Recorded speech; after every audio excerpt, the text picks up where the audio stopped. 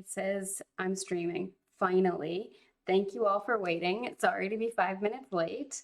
My computer froze. I needed to restart it, and then everything needed to update. Even though I'd like restarted it this morning and everything, I don't know what happened. It's a nightmare when you're like, I need to start, I need to go, and it just is like, no, you don't. You can wait. It's always right when you're like, I wanna be in the game streaming right from the start. I want to be really good about this. Anyway, hopefully the issues that I had last time with the audio are resolved. It seems OBS had some problems and they did a hot fix. I'm glad I'm not the only one who suddenly just had like their computer freaking out while playing a game I've played so many times and streamed so many times. Anyway, thank you all for being here today. I'm very excited. I have lots and lots of notes for today so that I can really have just like sources and quote things. I really hope this is working because OBS keeps saying it's not responding. Okay, OBS is responding again. Everything's still loading. I don't know why. But it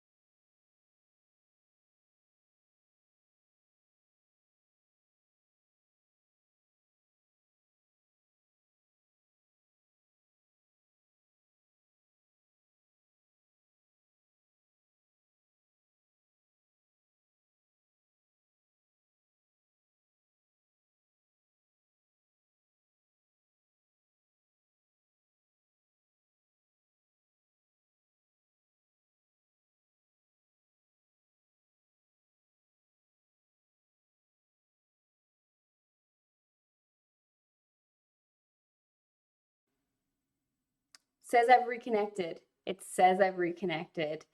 Yay. Hello to my one viewer. I imagine we're gonna not have as many people today because it didn't start very well. It's freezing, but thank you all for being here. Everything, I'm afraid to touch anything because I'm like, what if it crashes again?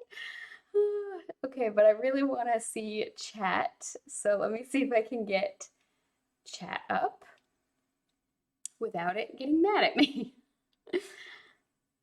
Connecting to chat. Welcome. Okay, I think I see chat. Okay, yes. I can see people have been chatting. Hello. Yes, I'm very excited. Thank you for being here. Okay. Everything is still a little bit quirky borky, shall we say? A little bit of a mess. My computer is still not totally happy with me for doing things like restarting. It's always that like gamble. I was right before the stream. I was like, okay, I got 15 minutes. I'm gonna restart my computer so it'll be nice and fresh. Shouldn't have any problems. Forgot to knock on wood when I thought that. That's probably what happened. Anyway, we're here. We're gonna go back to Castle Farm today. And we're going to talk more about why Joja Mart is the worst and why big box stores are really bad for communities and really exploitative and how they cause all kinds of problems that we don't want to have.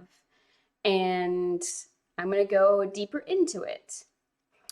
So thank you for being here today. I'm very excited to have you. I will post my sources in Twitter and Discord after today's stream. That's the word. Don't know why I forgot it. So that you can see more information on where I've gotten this information from. You can check it out yourself as well. And yeah, anyway, let's get started on being at Castle Farm today. So what were you doing last time? I think we were about to have a festival last time. I don't remember totally.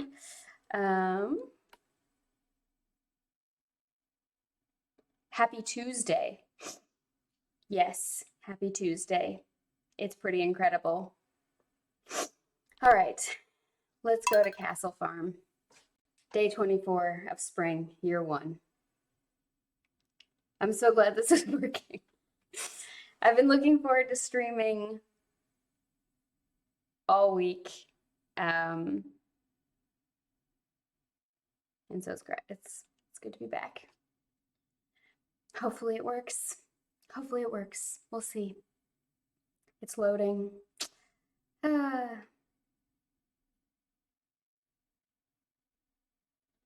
Loading. Yes, I hear the sounds of change. I hear money sounds. Okay, here we are. We are in the game. Okay. All right. So let me check out. Oh, we made a big discovery that the mines are open. I forgot. I think that they just kind of start at some point. You don't have to unlock them. It's tough when you've like played the game a lot, but you're really kind of far into it where you can, oh my gosh. I'm gonna make a rule for myself right now. My axe is just never allowed to be in the first position. The number of times I have axed a crops because what? How did it happen again? I literally moved it. Oh my goodness. Y'all, I'm good at this game. I'm gonna tell you, I am talent. Anyway, axe 2 crops today. It's gonna be a common feature of watching me stream, just so everybody knows. This will not be the last time. Oh, I gotta feed or water the puppy's bowl. Okay. So I don't know if there was a festival today. For some reason, I feel like there was like a big event coming up, and I was excited for the next stream because I was like, yeah, we're gonna do this. And my cauliflower is ready, so I can give it to Jody. I'm very excited. Gonna get those friendship points. It's very important. I want to be friends with everybody. It's one of those big wish fulfillment things for me in this game is that like you can just be friends with everybody, and I'm like, yeah, so many friends.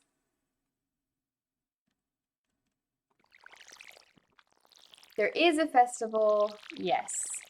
It's the festival where you're supposed to like show off your crops, I think. But I don't know how many gold star crops I have. Probably not that many.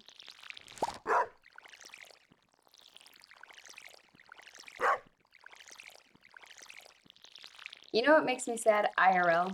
That plants can be overwatered. I wish it were more like this game, where I just give plants water and they're happy. The Grange display is in the fall. Thank you. For some reason, I thought it was today. 12 days, definitely no time for that. Alrighty, I'm gonna put this in here. It's kind of early or late, I should say, but I want to go to the mines today and do a little bit of mine time. So I'm gonna put the cauliflower there. Let's see, I'm gonna sell this produce. I'm gonna save the 1 gold star so I can start to collect some for the Grange display when it does eventually happen. And let's go over to the mines. It's been forever. Oh, the flower dance, right? The flower dance. That is kind of important. I should say hello to my doggy. Okay, flower dance time it is. We'll go to the mines tomorrow. I've noticed a pattern in this game. Every time it's like a good luck day, it's a festival. Or every time it's a festival, it's a good luck day, is what I should say. So I always want to go to do something on these good luck days, and then I'm like, oh, hello, BP Phantom.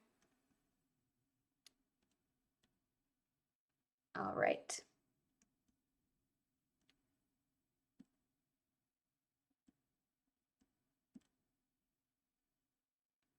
Yes, it is daytime. I have no money for fancy things, but thanks for selling them anyway, Pierre.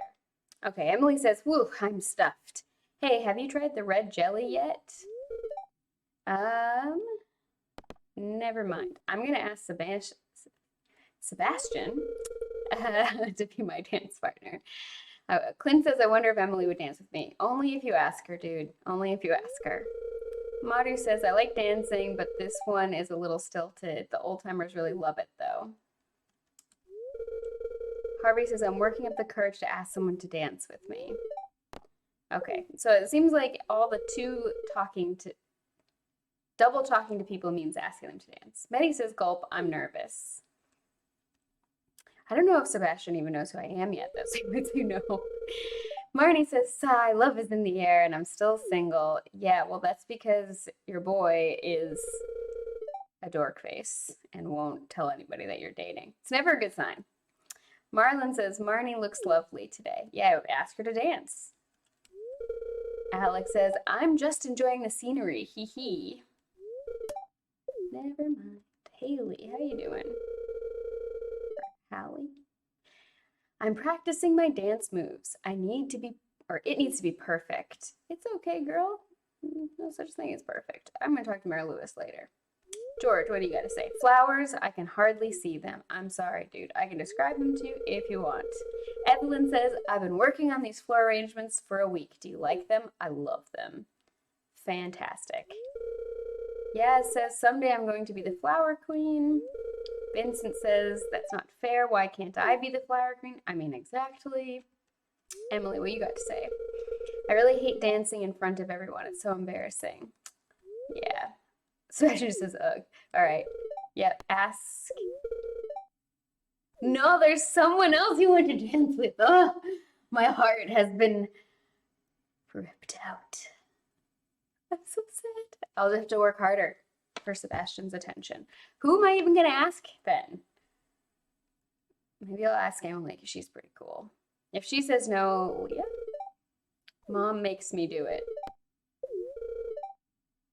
Oh, it's also saying no. Nobody likes me. Sam says, you know what? I admit it. I really like flowers. Yeah, Krillin, I think you're right. There's probably a heart minimum. So I might be able to ask Robin. But she's married, so. Gus says, frog season is really starting to pick up. Pam says, now this is the life, huh, kids? Sweet wine, a babbling brook, warm air. Did I mention wine? Yeah, it's pretty nice. Okay, quick aside. I'm going to pause while I tell you this. At least I hope it's paused. In Austria, there's this really amazing festival in the fall called the Young Wine Festival or the Glue Wine Festival. And so there's all of these vineyards like outside of Vienna, and I'm sure other places in Austria, and they have their like early wine. So it's not that fermented yet. It's definitely slightly alcoholic, a little bit fermented. It's much sweeter, and all the vineyards open up, and it's not expensive. You just get yourself there. There's public transit. You have to walk a little bit, and then people like go and tour around, kind of like hike around all of these vineyards, and then you get some of this young wine and you get some food, or you can bring a picnic, and then you like are allowed to just sit in the vineyards and drink with your friends, and it's really lovely. It's one of my favorite things that I've done since moving here, and it's really cool. And you have to be careful because the wine is like slightly laxative, so if you drink too much of it, not the best, but it's very delicious, and you can buy it in these like big bottles in the grocery store as well. But there's a rule here. You're not allowed to say cheers with this wine because everyone wants to pretend that it doesn't actually have any alcohol.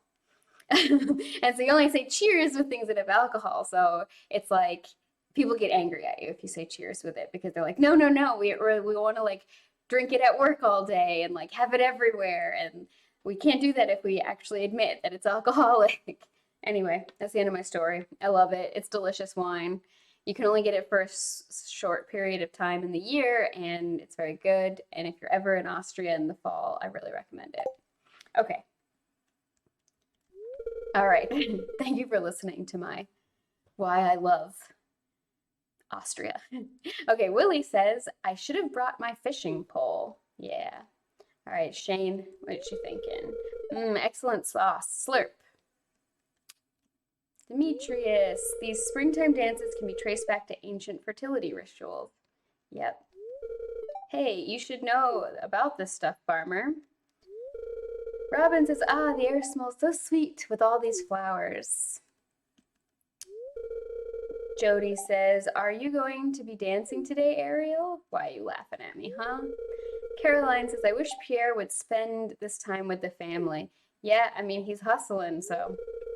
Leah says, hi, Ariel. Glad to see you here. Will she say yes? Oh my goodness, I'll be honest, I don't want to dance with you. I mean, it hurts, but I appreciate the clear communication. No one's gonna dance with me.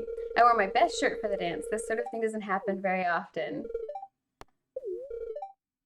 Excuse me, not today. Okay, nobody wants to dance with me. Maybe Emily? Agree to dance with somebody else. Oh my goodness. All right. I'm gonna go ask everybody. Ask Penny. No thanks. Madhu. I'm flattered, but no. Okay, I mean, everyone's very clear about it. I appreciate the honesty. Oh, I'm sorry. I have plans to ask someone else. Okay, Harvey, sure. Sure. Oh, I didn't talk to Linus. Oh, hello there. It's nice of you to talk to me. Spring is almost over. What a shame. All right. Well, I got nobody to dance with me. So, should we start the dance? Yes, let's start. Let's see what happens when I have no dance partner. Yeah, Krillin, you're probably right. It's virtually impossible. Who am I dancing with? I don't even see myself. I'm just not dancing, I guess. It's very cute, though.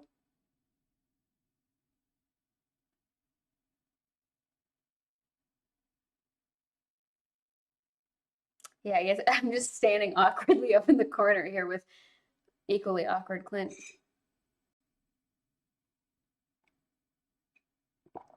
And now that I'm not dancing, the symmetry's thrown off.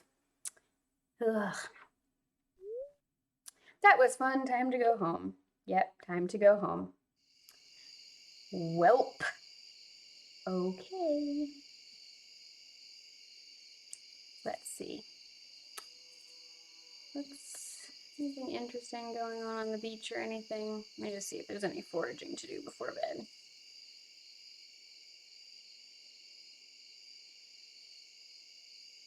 Probably not. Nope. All right. Well, I said today we were going to be talking about why big box stores are really bad, and we're going to do a deeper dive. Last time we talked about a lot of different things, and I want to recap some stuff. I think it's always good to review. Oh, yes, doggy. Okay, go to sleep for the night. Yes. So the first thing I want to review is like, what are we talking about when we say like a healthy community, right? Because the whole sort of theme of the stream is talking about consent and community and healthy communities and sort of how things like autonomy, which is the basis of consent, and agency, all kind of fit in with community. If we kind of look past our like individual consent and also think about community consent. And, you know, these two things are interconnected, related to each other. So then, oh, it's raining today. Yes.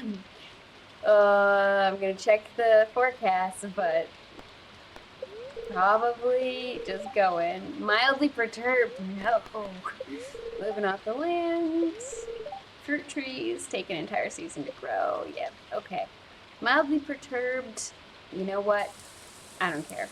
I'm gonna harvest some things and then I'm gonna go to the mines. I'm gonna risk it. Oh my goodness. Oh my goodness. I almost just axed one of my crops again. I am skilled farmer. Okay, so what are we talking about when we talk about a healthy community? What do people think? Do people have what's your definition of a healthy community? We've already talked about in earlier streams in this series about like the sort of nebulous nature of the word community. I've talked about how a lot of people don't really have a good definition of what we're talking about when we say community. I've seen a lot of people really like the word community and use it, but they don't necessarily seem, oh yes, I got plenty of gold parsnips. That's very exciting because I need those for the community center as well. Sounds like the audio is a bit crunchy. Really not sure why. I tried to fix it. Hopefully it's not, I've got it turned low enough so it's not bothering any of you. And you can just listen to my beautiful voice as I talk to you about community health. Okay, so we talked about what's the definition of the word community. A lot of people in my experience use it to basically mean people that they spend money with and spend time with. And this is not necessarily a bad definition. There's some sense there of mutual dependence, right? Like if we are all part of a scene, say a rock climbing scene, we're going to have some mutual dependence, right? Like if I'm part of the rock climbing scene and I do a bunch of illegal things while rock climbing or get into a bunch of trouble, that's going to have a negative impact on everybody else in the rock climbing scene, right? There might be a news story and I could hurt the public image of rock climbers or whatever. There's all these different sort of, oh, it doesn't seem to be working right. I haven't gotten any levels yet. All right, gonna go down the first level. Wish me luck. Let's see how this goes. And so what is a community? And then what is a healthy community, right? We have to have a good understanding of what a community is in some ways before we can have an understanding of a healthy community, but not necessarily. And in some ways we can kind of work it. Okay, did Chirbronu said, yes, I can hear a crunch, but it's not loud and you can hear me just fine. Okay, good. Yeah, sorry. I need to do more research into what's causing these audio issues. I don't think it's my computer inherently because it's been fine all the other times and I'm not doing anything different. I don't really have anything in the background running except for Steam, obviously, and my notes. So I'm not sure. Anyway, healthy community. So thinking about what a healthy community is can help us figure out also how we want to define community. So some things that I like to think about when I think about the idea of a healthy community. Oh man, I gotta get the slime. Get him. Oh, little angry red face. I got slimed. Okay. Wow. That audio. Crunchy. Let me see. Audio. I'm just going to turn it more down.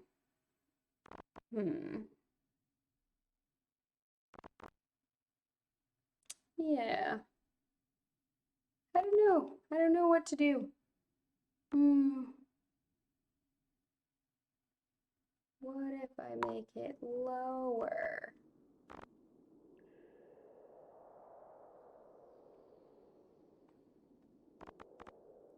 Oh. Let's see. Maybe. Sounds better. Maybe just turning the lighting effects down. Anyway, thanks for bearing with me, y'all. I'm gonna get this copper before I go down to the next level. Oh, there's so much copper. But I really want to get to the 5th level before I pass out.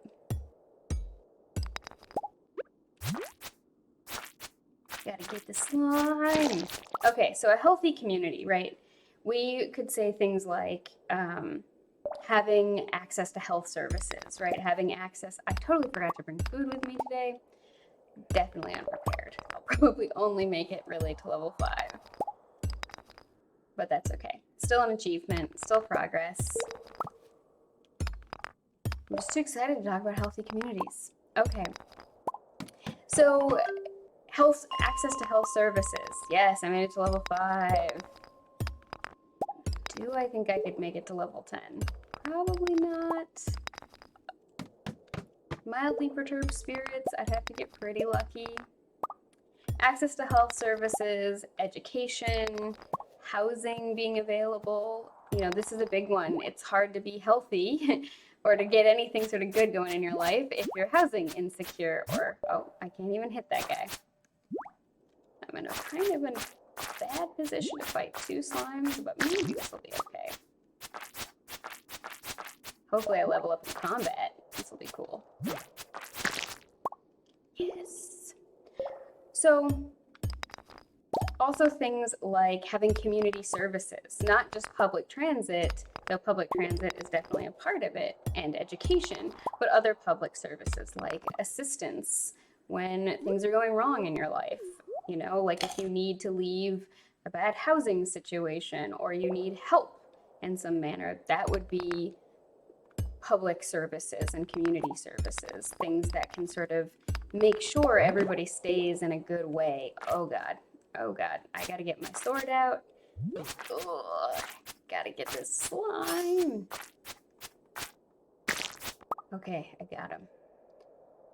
Oh man, I'm totally out of energy.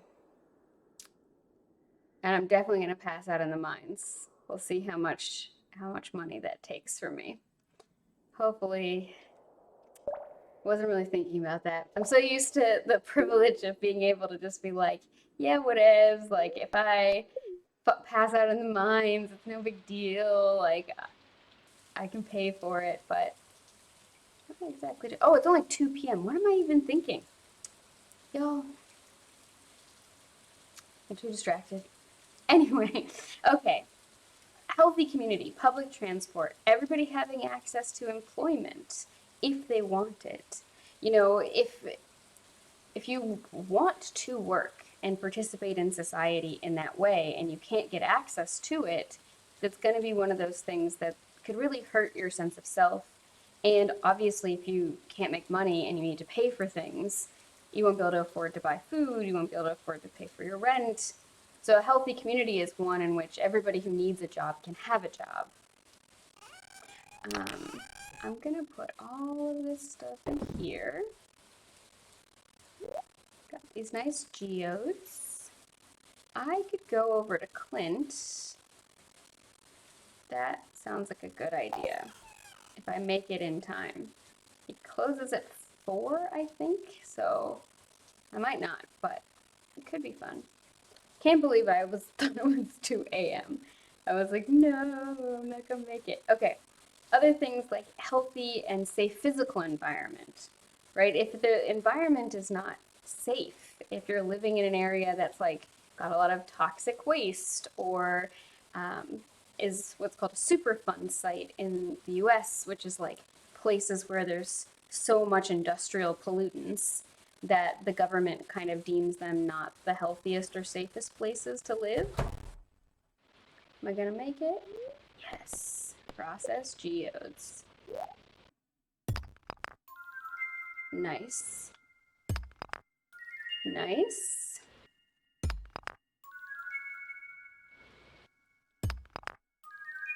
Okay.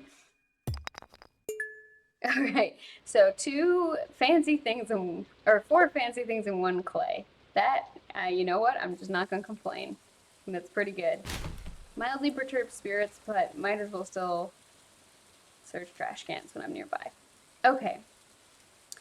You know, things that are gonna hurt you in your environment are gonna reduce your health, your agency, cause all kinds of other problems.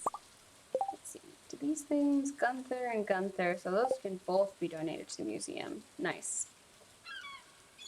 And then, you know, other things, recreation opportunities and opportunities to socialize. You know, places to find community belonging that are not things that you have to pay for.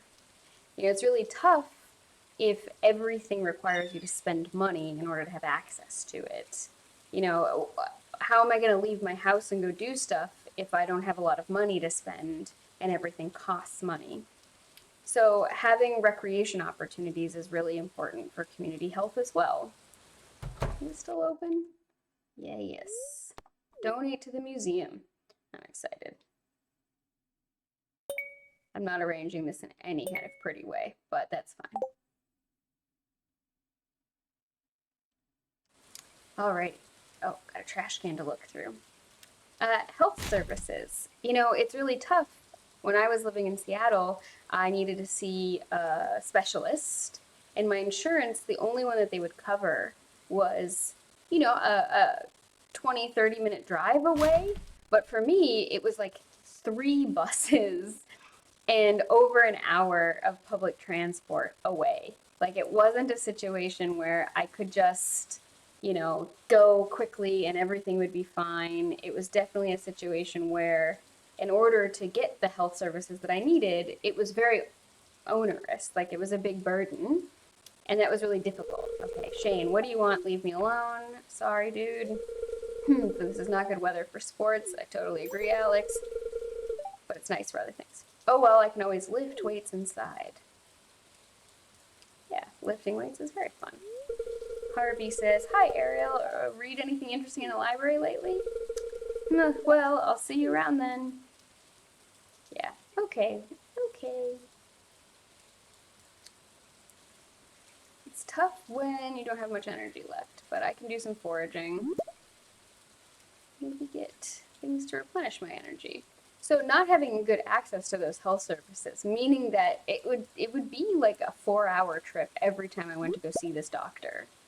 And I can't believe that they were the only specialist of their type in the area, but sometimes that can be true if things are really spread out. And Seattle did not have the best public infrastructure, especially for getting out of Seattle. Hey, Sebastian. Hi. Want something? To be your friend. And so that was, a big deal for me, is like being able to get access to this, and not having good access to health services was not the best thing for me. Public education, another one, might seem kind of obvious. Also things like arts and culture. I need potato to power my latest invention. It's the only thing that will work. Potato. I think I have a potato. We'll see. I know I just have one gold potato. How many days do I have left on that quest? 2 days. Okay. Well, I'm only checking so I don't have to run over there today. So what else makes a healthy community? I would say things like having access to arts and culture, and having community resources to do all arts and culture. One of the things I really appreciated about living in Japan was that there were always community centers, even in the tiniest little towns. There were good, hello Barantor, there were good community centers, which meant that it was possible to get a lot of different kinds of services. Oh wait, I'm gonna save that for that festival, just in case. And I do seem to only have a gold star potato. That's fine. I can give that to Maru. So anyway, it was, in Japan, having all of these services really made a difference to the quality of life. It meant that, I could always be part of any kind of social activity if I wanted to. It meant that I had access to different kinds of things for free or for very little. So I did martial arts when I lived in Japan. And it was really nice because then I could always just, usually we would practice outside, but I could practice, in a community center with my friends. We could do different kinds of cultural activities. You could always rent out a room to do different things. It meant that we always had access to building different kinds of social clubs and social connections as well by having access to community centers. But that wouldn't be something that I would say is true in a lot of places in the US. A lot of towns don't have community centers, and if they have them, they're not very well maintained, or they're kind of old and run down. And so that makes a big difference. And having access to arts and culture. Are there places? Oh yes, new achievement, fisherman. I'm so excited to hear that. I can't really fish that way. Oh, I guess I can. All right, let's see.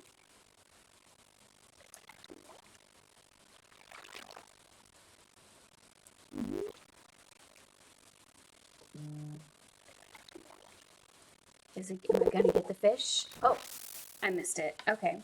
So a healthy community goes beyond things like medical care.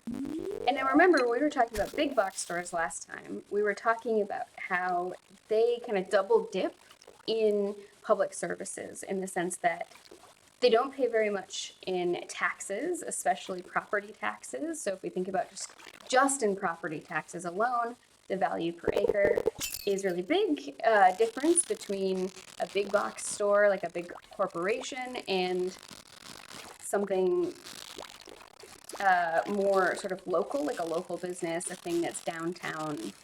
And so but they also benefit from public infrastructure and social services, including having a lot of their employees having their sort of income subsidized by, you know, SNAP, food benefits, food stamps, other people might call it, or any kind of rental assistance or things like that. And if we think of health in a community, it's broadly defined as like physical, mental, and social well-being, not merely the absence of any kind of disease, if we're talking about public health, for example. And then if we think about community in the sort of way we often talk about it, it would also mean like, how healthy are the connections between people? Do people actually have robust connections? Is there space for exploration, improvisation? Is there space for new people to come into leadership? Is there space for there to be, like different needs served? How much space is made for different types of people? And who is and isn't welcomed or accounted for? And is everybody cool with that?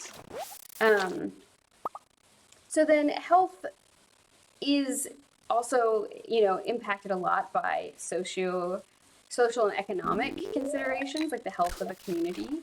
In America, especially, most of the tax revenue for towns and municipalities is gotten through property taxes. And so, that affects how well a school is funded based on how much money is pulled in from property tax. So if you have, a town or the main business where it's the grocery store and the pharmacy and the shopping mall and the electronics store and the place to get, clothing and stuff is one of these big box stores, and they're paying so little, that's going to be a big negative impact on the sort of community robustness. And yes, level 4 farming. I'm very excited with this. No combat though. Okay, so to go back to what we were talking about more last time, big box stores cost cities and towns far more than most people realize. We can talk about value per acre. A big box store, generally speaking, is about 34 acres. Oh, that sound is crunchy. And they pay about $6,500 in property taxes per acre. Okay, Marlon sent me a letter. I've seen you've been exploring the old mine. You've got the adventurous spirit. That much I can tell. If you can slay 10 slimes, you'll have earned your place in my adventurers guild. Be careful, Marlon. All right, got another letter here. Dougie, are you shaking those beans? All right, Hat Mouse. Hi, me sell hats. Okay, Poke? Come to the old house, Poke. Bring coinies. Okay, cute. Cute. All right, so let's just put all the stuff in there. I'll save the driftwood for later. I gotta water some things, but not that much. It's almost, nope, not fishing it. I'm gonna take advantage of this cast. Might as well. I'm gonna water things. So value per acre, right? Big box stores, huge footprint in terms of size, very little money per acre is given back to the community in terms of property taxes. And oh my goodness, no, I don't want to fish right now. I want to fill my watering can. Okay, I'm gonna fill the puppy's water bowl. Nice, puppy's water bowl, full. And, you know, big downtown mixed-use stores tend to be 0.19 acres, and the property tax there is about 635,000 per acre. So this is a huge difference in terms of value per acre between a big box store and a sort of downtown mixed use. And city and municipalities tend to pay for the infrastructure that big box stores use, which is then also maintained via taxes. So this is an example of that sort of double dipping, where they're not paying very much for these resources and they're also not paying to maintain them. Whereas the burden then falls more on the other people who pay taxes, who are not these big stores, who are, you know, maybe smaller stores in walkable areas downtown or in sort of like a center Main Street kind of road, that kind of thing. And this creates a big discrepancy in terms of what can and can't be funded. You know, if all of my money is going to basically pay for these big box stores' infrastructure, or a lot of it is, I'm not going to have as much money left over to do things like fund public transit. Save some strawberries to make seeds to plant them at the start of the following spring once you have a seed maker. That is a good point. Hopefully I'll get one more strawberry harvest before it's over, and I'll save a couple. I think that's a very good point. All right, I'm gonna go back to the mines, but I'm gonna also bring, I think it's Madhu. Yes, her potato. I'm gonna bring Madhu her potato. Didn't bring a hoe, that's fine. Fine. Okay, so then big box stores overall pay very little in taxes, and very, very little is going to go to the people who are the most impacted, right? You can get like federal taxes and stuff, but in terms of like directly usable by said community taxes, not good enough friends with money to enter. Okay, but are you going to come out at any point? I got a potato for you, girl. Come on out of your room. Yes. Oh, yes.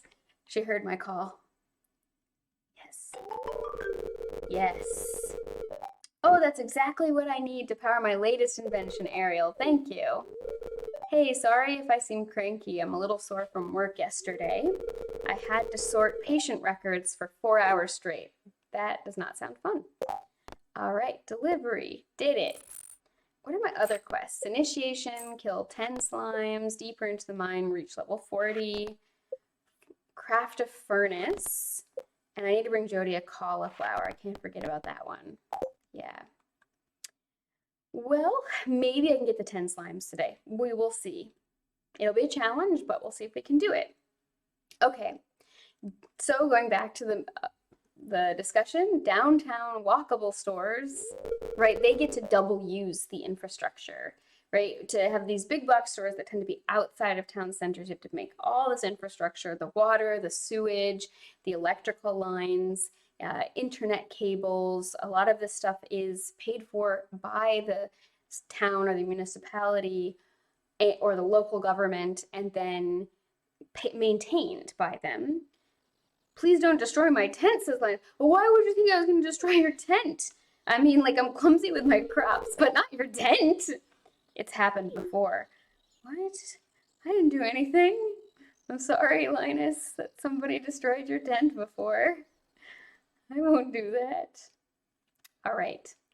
I can use, look at this, one stop on the elevator. All right.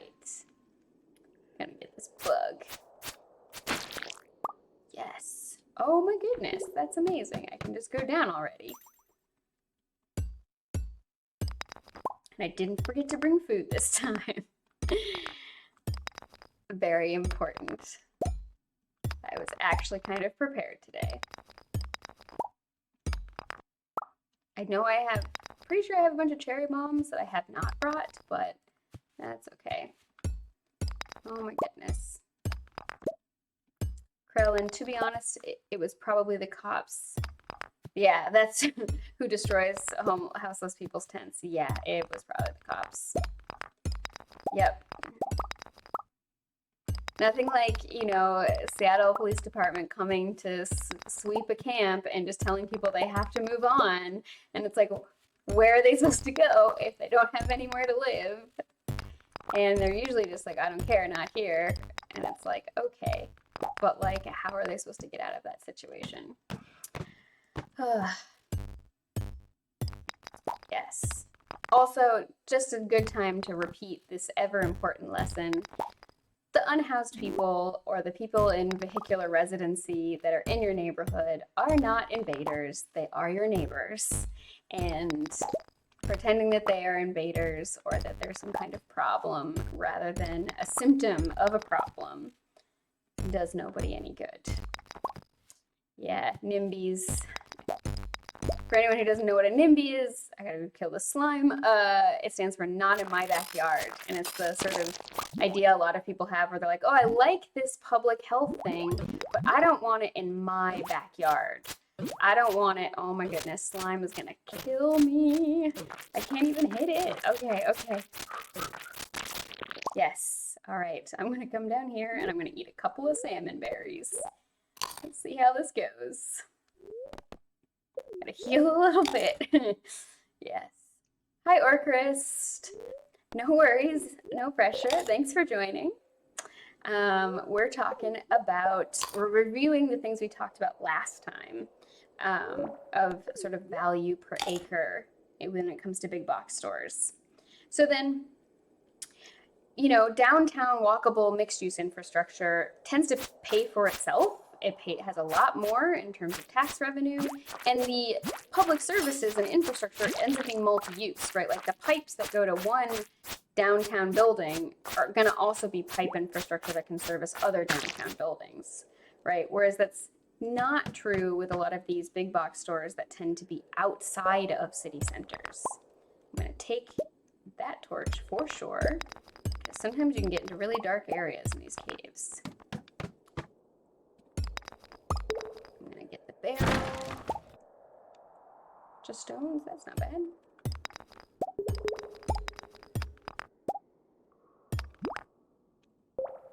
Get you, slime. Yeah, get the slime. I mean, I don't really like fighting them because I'm just like, you're just a little dude chilling in your natural habitat. Like, I don't need to come in here with these little diggy dudes around. Doesn't look like it. All right. Well, I probably will get to level 10 today. Maybe 15 if we're lucky. I should be able to get the Kill 10 Slimes quest. How many have I done? 5. Okay, well, I gotta keep working at it. Gotta prioritize killing the slimes. They don't kill me first. Yes.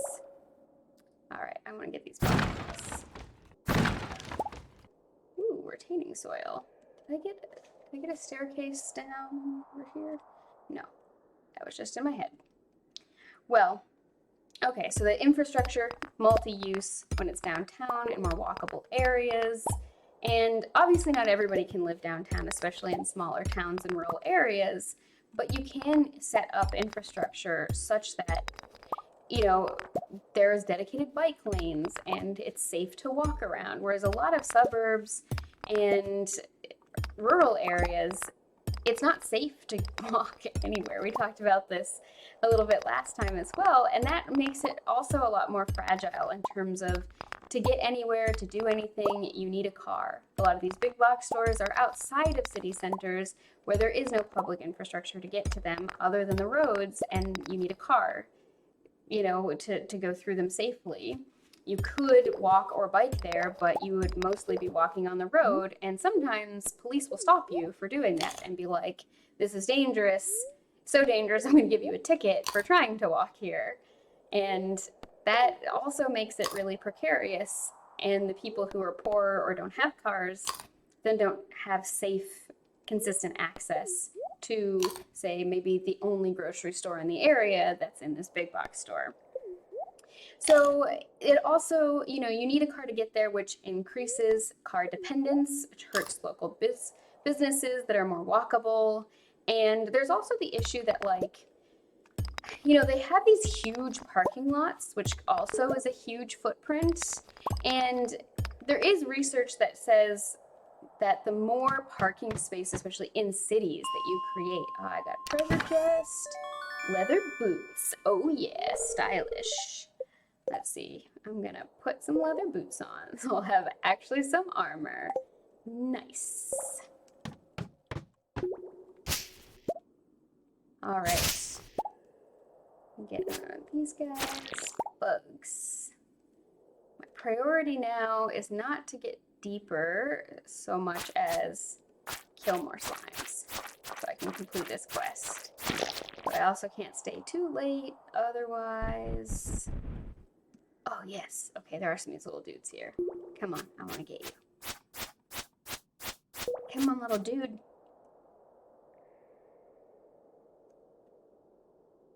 What? Okay, I don't have time. I gotta go. Gotta go get slimes.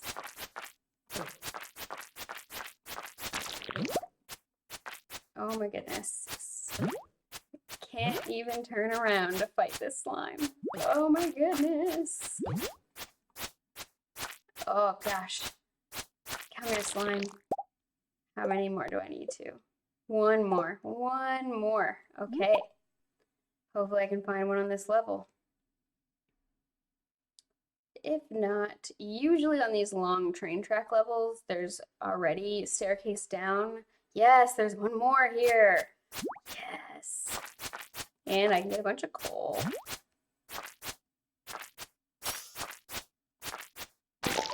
Yes, I did it. Woohoo. Okay, maybe I can get to level 15 tonight. Let's see. Let's see. All right. Okay, so research. Downtown parking, the more you park, does not actually make things easier for people. It just increases how many people are going to drive. And thus, you know, like, not use public transit. And also, it just, I don't know, we just cede so much territory in cities to cars. Like, sometimes I walk around and I just look at, like, how much space we give to cars. Like, we've really made cities designed around cars rather than around people. And I just don't think it's a good idea. And that's part of the second idea that we need to think about today, which is that a lot of these buildings and structures cannot be retrofitted. I'll get to that in a minute. So then, you know, when you have like local businesses go out of business because it's hard for them to compete with these big box stores, you might have it become that the big box store is the only like kind of real grocery store in the area. And that creates another problem, which helps create food deserts, because one, a lot of the time the food's not going to be as good at the big box stores. You know, they might have it, but there's all kinds of different problems with the food infrastructure big box stores provide. But then it also usually means that if I don't have a car to get to these big box stores, or it's going to take me, you know, several hours or an hour by public transit to get there, that means I'm not likely to be able to go to the grocery store very often. And so I'm more likely to get most of my groceries from a local convenience store or very small shop. And that means it's going to be less likely to be fresh or even frozen fruits and vegetables. I'm very pro frozen produce. You know, the nutritional loss is pretty minimal a lot of the time, and it can be really beneficial. I think I'm gonna go back now. It's almost 11. I made it to 15, which is pretty good. And I completed that quest. Enter the Adventurers Guild. Okay. I think I should have time to do that today, so let's go do that. So food deserts, you know, I'm gonna 10 p.m. I missed it. For some reason, I thought it was open all night. Guess not. Okay, whatever. So then food deserts, you know, the big box stores, they can sell things below cost. They have the ability to, you know, sell things really cheaply. And for people who are often in these areas who don't have a lot of resources to begin with, it's often, you know, the economics of it just really incentivizes them to shop at these stores that eventually do raise their prices once the local competition has gone out of business. And that usually makes everybody more precarious too, because the need to drive there and the increasing amount of food deserts, like where I lived in Seattle, the nearest grocery store, the first place I lived in Seattle, the nearest grocery store was over an hour away, or not, it was a like 30-minute walk away.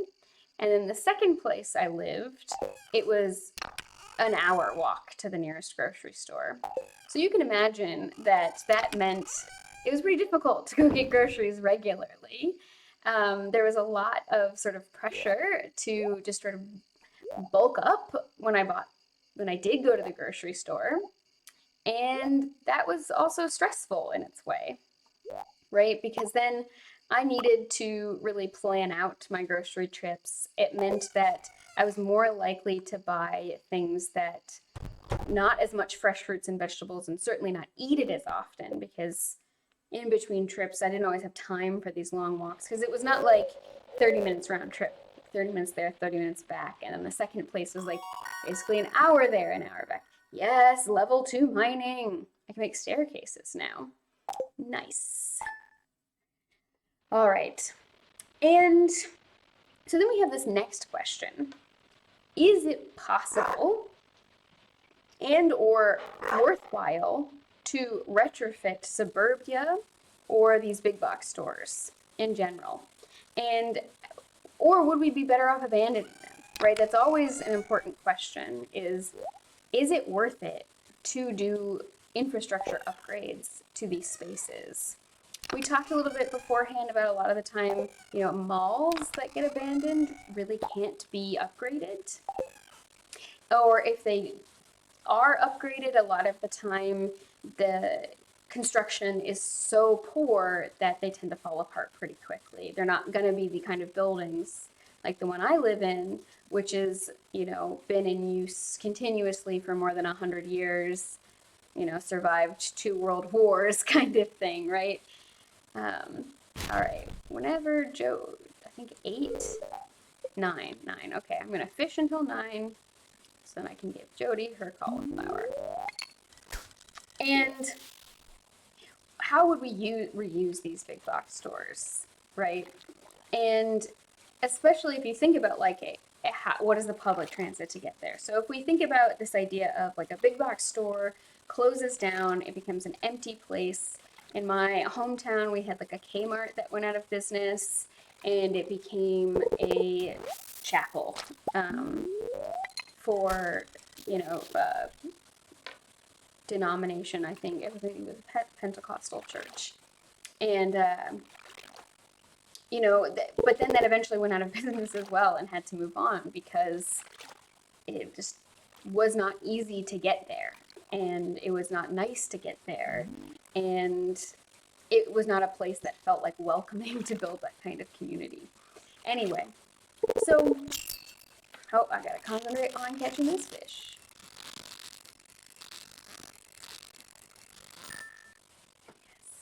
Yes. Crunchy sound.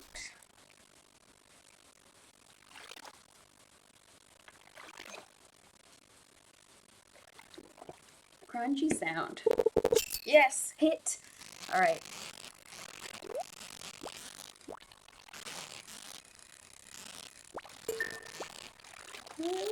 Yes, I got the fish and the treasure box. Woohoo! 6 coal. That is nice. Genuinely can always use more coal.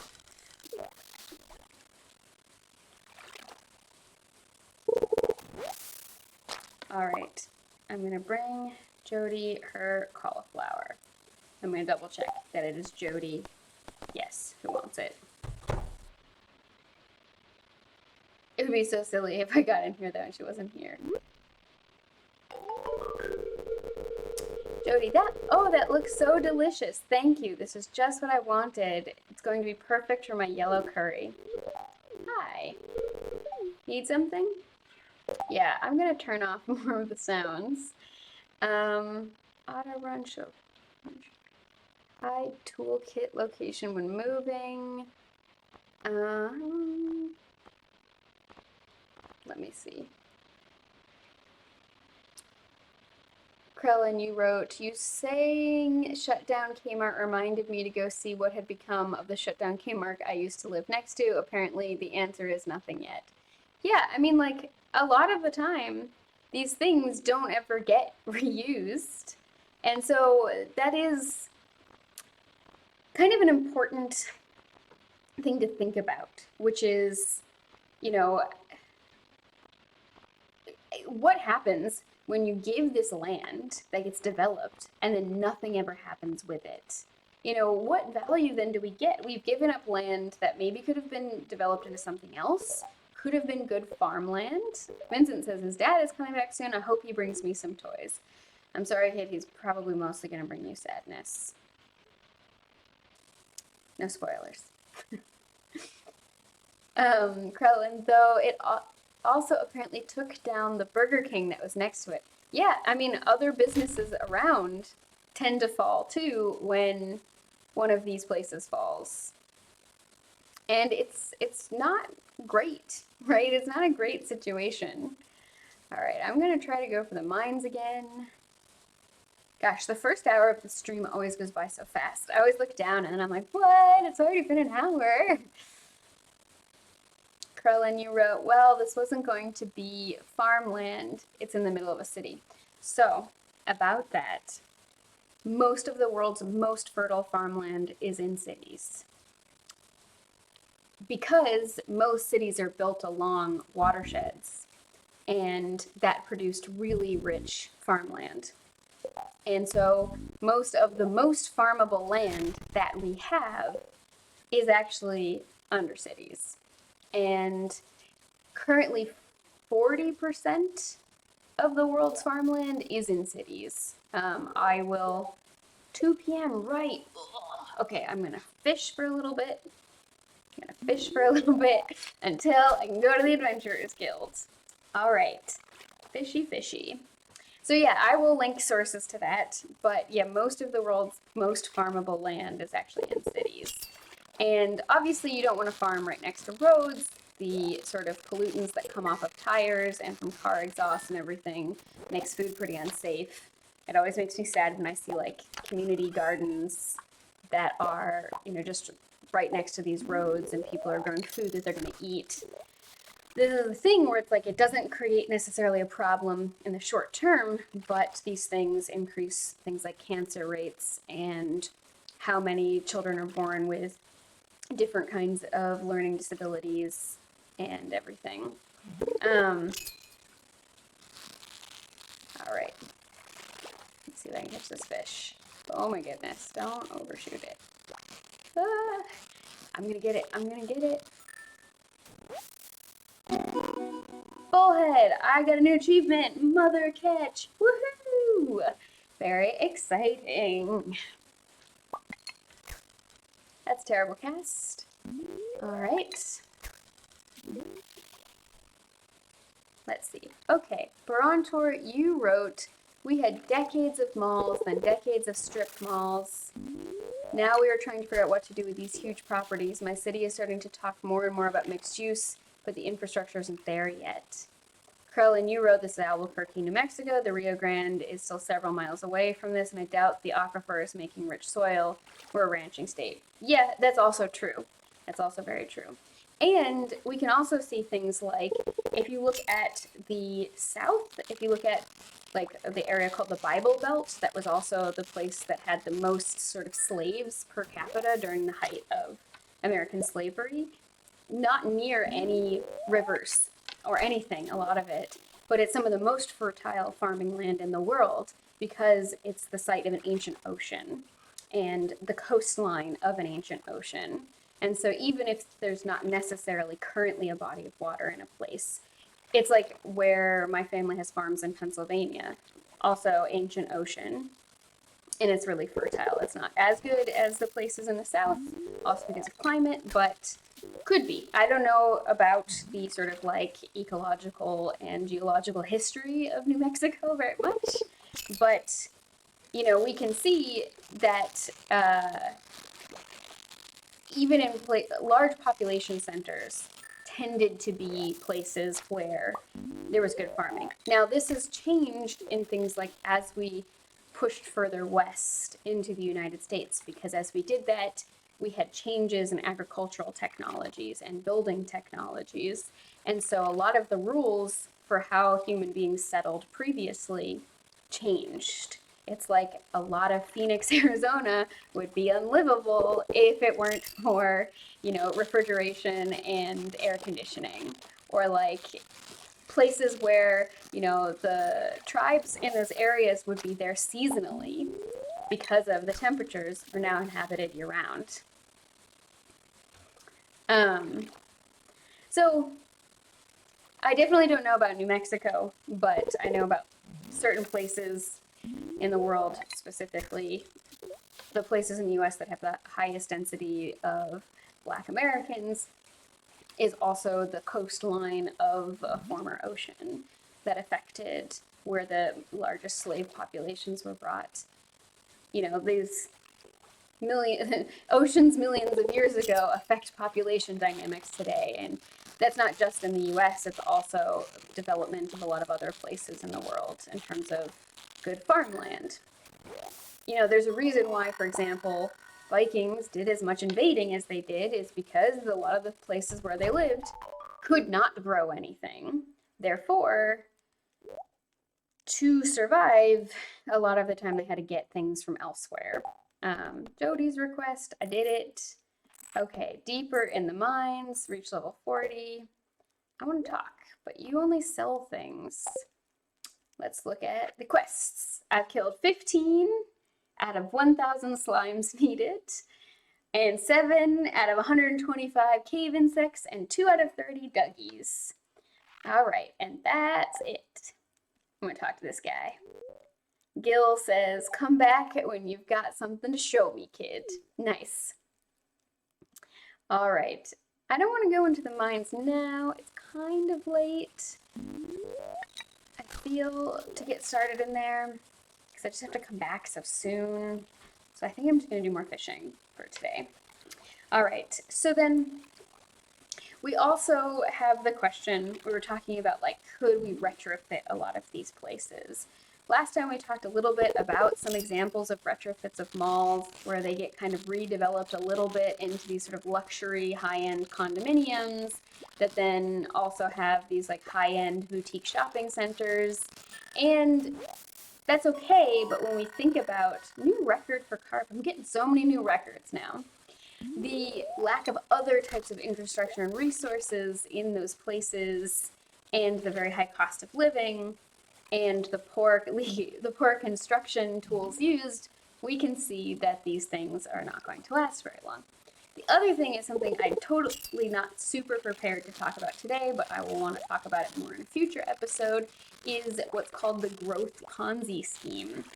So most American suburbs are basically stuck in what's called the growth Ponzi scheme, where let me back up. Okay, since we've left the gold standard, we have to think about what money is, where does new money come from? It's a really good paper put out in, I think, 2013 by the Bank of England that talks about how money creation in the modern economy, if you just Google that, you'll get access to this paper. Most new money is created through debt. When debt is paid off, money is actually destroyed. There are other means of creating money, such as simply printing it, but the vast majority of new money creation in the modern economy is created through debt. And paying off debts destroys money. Okay. Debt creation is the main way to fuel growth as well, including economic growth. Oh my goodness, I'm just getting too excited about what I'm talking about and just going off this little fishy. So then a lot of towns take out these big loans to pay for a bunch of infrastructure. And then if we think about taking a bunch of loans to pay for the infrastructure to, say, work towards a big box store, and then you're getting so little revenue back in value per acre, the costs of maintaining that infrastructure can exceed the amount of revenue you get created by tax revenue from that infrastructure. And so you're going into basically a type of bankruptcy. So what do a lot of towns do? They take out other loans to do more growth, to try to cover, like, kick the can of paying this debt down the road. I'm not super prepared to talk about it in depth. There's this concept of the growth Ponzi scheme. Several of the people I cited in the last thing, like Strong Towns, have a lot more research and depth of explanation of the growth Ponzi scheme. But it is important to know that when these big box stores, they just are extracting value from these towns, right? They come in, they put other towns out of business, they pay people very little, they make, you know, as I mentioned last time, when a big box store comes in, the average wage per hour in an area actually tends to go down, even if they technically provide more jobs for a certain period of time. And then they cost all of this stuff in infrastructure that they don't help pay for. And then they can just leave and they owe nothing to the community. They have no responsibilities, as we've set them up, to making sure that the community they're leaving behind after extracting all of this wealth from it is going to be okay. This is the same problem with company towns. If you don't know what a company town is, it's a town that basically grows up around a company that exists. It could be something like a coal mine or any kind of mining. It can also be like different kinds of factories, like near where, in Massachusetts, in the Berkshires, I got a new carp record. Yahoo! Okay, there was the GE factory in, what's the name of the town? What's the name of the town that had the GE factory?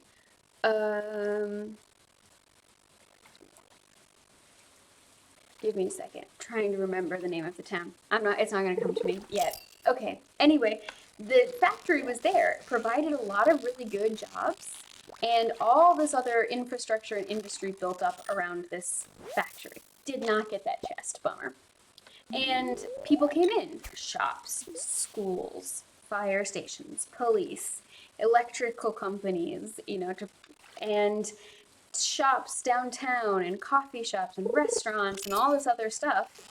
And almost the entire economy was supported off of the GE factory. And then when they left, most of the jobs left. And then the entire local economy collapsed. Not Lynn, it's near the towns of like Peru and Hinsdale and Dalton. I don't think it was Dalton that I'm talking about. Goodness. I think Allentown also had a similar thing that happened where it was like the whole town was a factory town. Pittsfield. Oh my goodness. Thank you. I was like, I know this town. I've been there. Why can't I remember it? Thank you so much. It was gonna drive me wild until I remembered the name. Pittsfield. Right. So then this has happened in many cases, right? There's lots and lots of these towns that have had this exact same problem. And the companies leave and they just leave, right? They don't owe anything to making sure that the people that they've profited from are gonna be okay in the end, right? They don't have to do anything. And so it ends up meaning that these towns, what are you supposed to do? If you don't have the savings to move, where are you gonna go? What are you gonna do? I need to make another box. I don't remember what I need to make boxes. I should craft a couple of things. I'm just gonna get some stuff out. Clay, coal, I don't remember what I need for everything. Wood, earth crystal, I don't know. Okay, let me do some crafting. All right, I need another one of these chests. What do I need? 20 copper ore. Do I have that? Do I have that? Yes, I do. I'm so excited. I can make a furnace. Woohoo! Really moving up in the world. I'm just gonna start doing so much cool stuff in this game. All right, preserves jar. kind of want to do that because then I can start making artisan goods as well. Can start preserving some of these salmon berries I have. Okay, all right, that's enough crafting for now. Uh, let's see here. Okay, so I'm gonna put this box here and I'm gonna make this one black, and that's where all of my mining stuff is gonna go. And I'm gonna, for now, this is gonna change eventually as things get bigger. And I'm actually gonna make a couple of copper bars now. Might as well. Yes. Oh, right, and I have a torch that I could put out. That would be really nice. But let me get all the other mining stuff out. Um,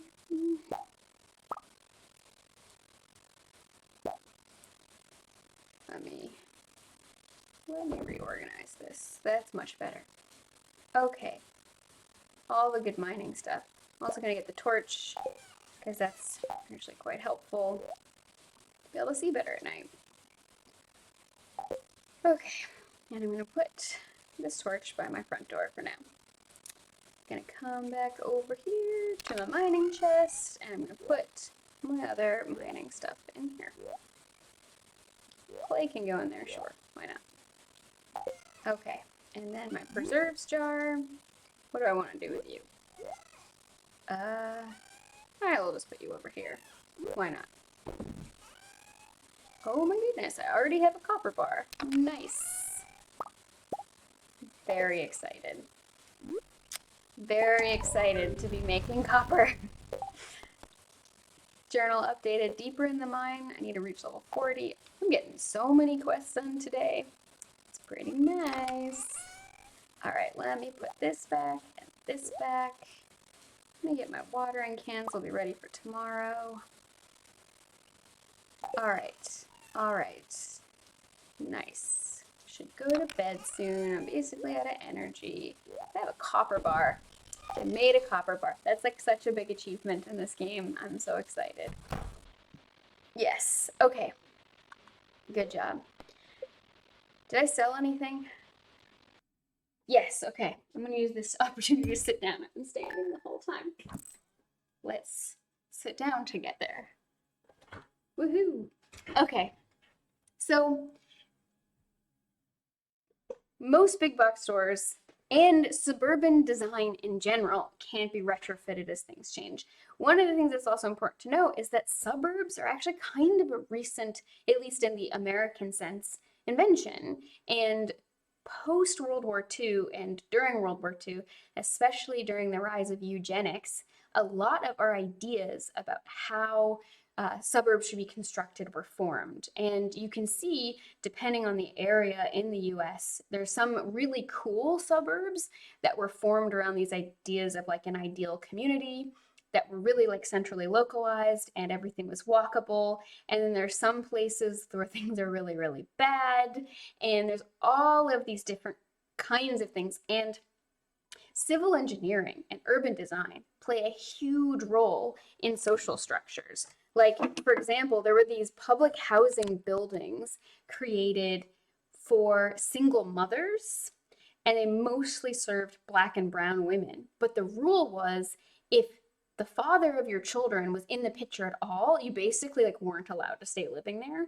But the cost of living was going up really, really high. And so what would happen is people would pretend that the father wasn't in the picture so they could get access to this public housing because it was the only option a lot of the time. And then all the men would kind of like live together in the factory housing or wherever they worked, and they could come by and visit sometimes, but a lot of the time they had to stay away. And this is part of where the stereotype of like the absentee Black father came from. It was literally from urban design choices and public infrastructure choices that shaped how lots of lives went. This stuff is huge if we think about consent, autonomy, capacity, the ability to actually say no to things or to say yes to things, to make decisions about your own life. I mean, we think about consent mostly when it comes to sexual consent. And I know most of you here really are down with the idea that consent's part of everything. And I really want to think about consent as like the fundamental core principles that give one access to dignity and the ability to make decisions about their own life, and that things like city planning play a huge role in this. Okay. And I'm not going to say end rant because this is 2 hours of me ranting about civil engineering, but end mini rant. Okay. So then the mode of development is pretty locked in. You know, how we've partitioned land, how we've allocated resources. New England and the east coast of the United States and Canada tends to be a little bit better off because it was still closer to the European model. But even in Europe, newer suburbs suck. Like, I think that rooster needs a cough drop.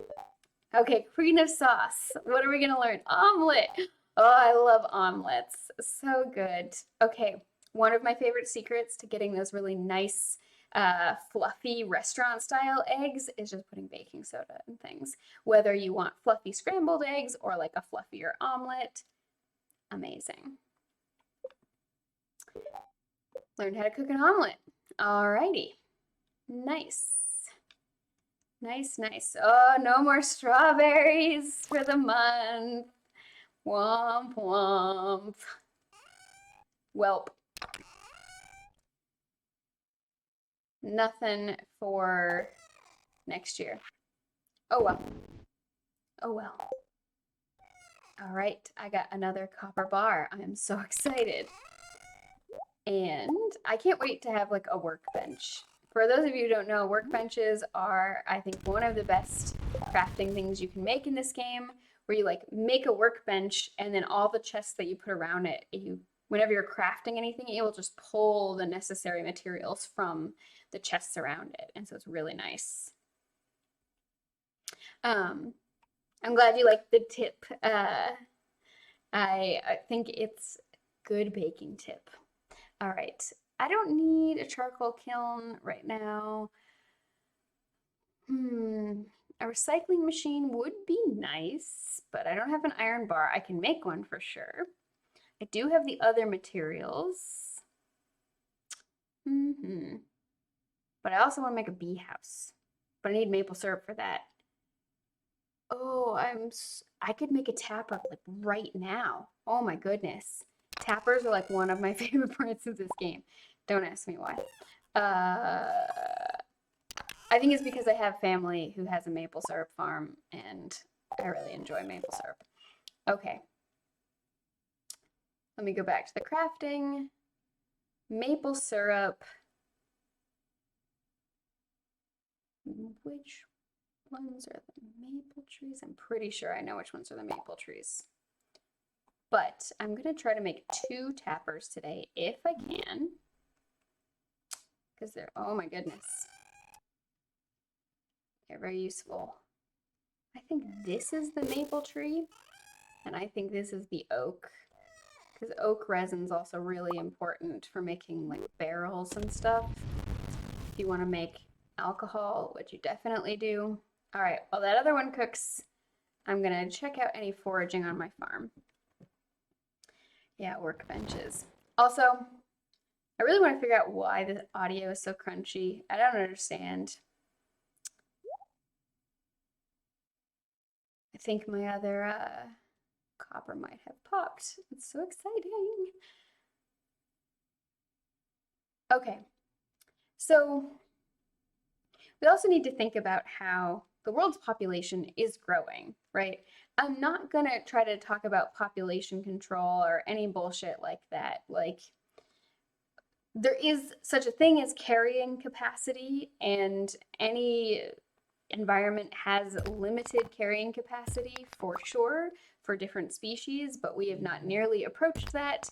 And with the development of things like better fertilizers and farming technology and better housing technologies and stuff, like our carrying capacity, we're not close to that yet, as far as I can tell, in my limited understanding. And I'm not going to try to argue for things like population control. I think that, you know, I do think that before the advent of a lot of these technologies for farming, the sort of Malthusian crisis, as they call it, where, what does this owl do? Nothing so far other than be cute. Population control outstripping the ability to produce food was a problem, but we have developed so much since then. And you can agree with Malthus in the base idea that there is such a thing as carrying capacity of a region without having to agree with all of his other really racist conclusions of what to do about that. So anyway, Krellin, you wrote Earth's current human capacity is at least 10 billion right now without any new tech or development, something around that anyway. Oh, I can take the owl statue and put it anywhere I want. That's good to know. Yes, I'm so excited I can make tappers already. That's so good. Oh, I forgot to put water in the doggy bowl. All right, that's very exciting. Okay, so tomorrow I'm definitely going to need to be well prepared for new stuff for farming. So let me get out my hoe and making so many copper bars. It's very exciting. Okay. I can make one more, that and that, and I can donate that to the museum. Maybe I should donate some things to the museum today. Gunther. Yes. I can plant the melon seeds right away. Yeah, I'm excited about that. All right, let me make one more copper bar, and then I'm gonna go head over to Gunther and give some things. First day of summer.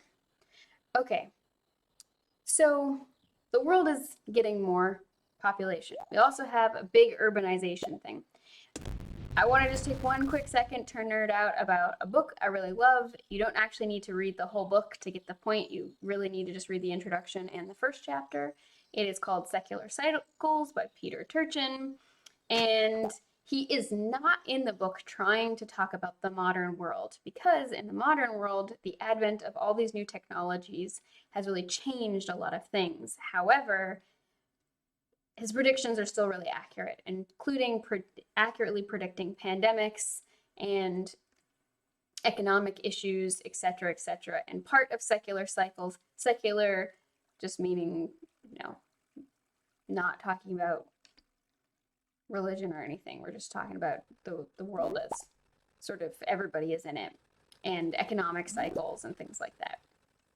So secular cycles, he talks a lot about part of the process of decline in civilization, because it's basically what he's talking about is the rise and fall of different civilizations. There's mass urbanization and increasing unemployment. Now, again, he was intentionally not trying to talk about the world now, but we can see over and over again throughout history there are all these similar patterns. Obviously, not every historian will agree with Peter Turchin, but I think that his arguments are really compelling. The intro and the first chapter are the main ideas. It's quite dense. The chapters after that are case studies looking at different issues in different civilizations across history and the world, and looking at how did these civilizations go into decline? What was the pattern happening? Is there a pattern between all of them? Anyway, really good book if you're a big nerd and you want dense, nerdy things. New reward, yes! I'm so excited. I really do recommend it though. Oh, standing geode and a star fruit. Oh my goodness. Star fruit seed. I'm gonna try to grow one, and I'm gonna save it in Seed Maker and try to get more star fruit seeds. Important. Okay, I have 2 geodes I can process. Let me go over to Clint. Process my geodes.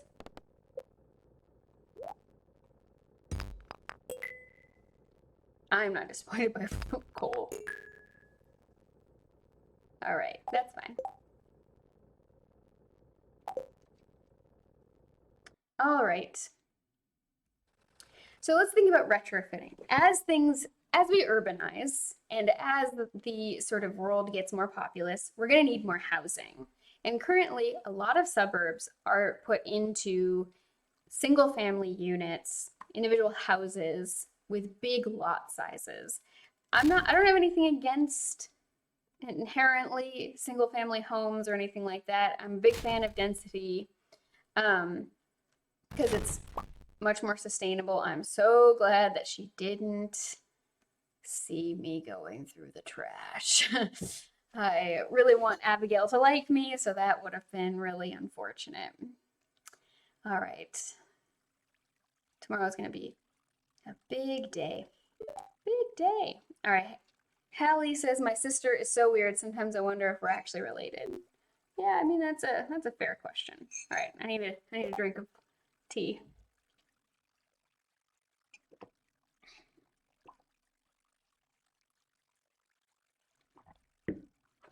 All right. So I'm going to rant for just a second and about Japanese suburbs.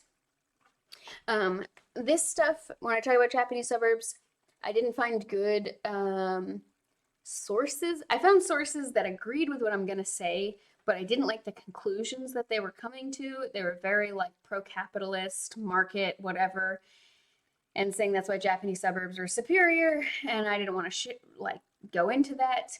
So most of my talk here about Japanese suburbs is going to be based off of the personal experience of having lived in Japan for many years and both lived in a city and also lived in a suburb.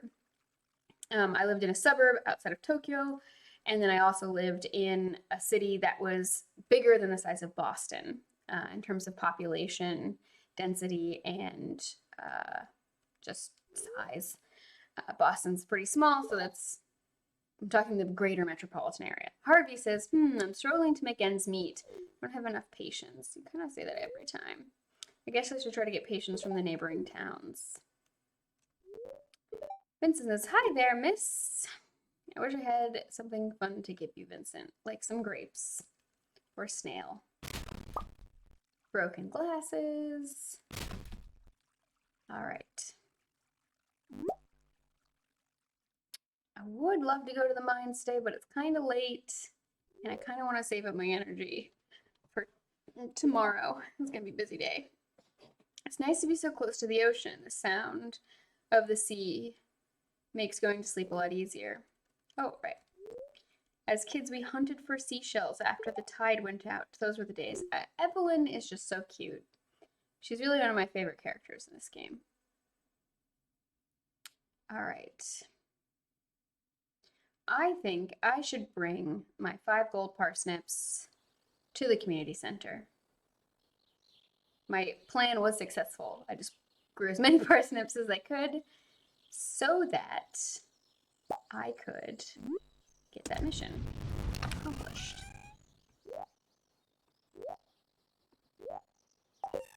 Crunchy, crunchy sound. Yes, I don't think... What? I need wood for the community center? I'm so confused. Where do I need wood in the community center? Slime as well, okay. I need that. Okay, okay, I got a bunch of stuff for the community center. That's exciting. What else do I need? Need any of this? I don't think so. I think I did all of the foraging for this season. Oh, I do need a carp and a bullhead, sardine, sunfish, bream.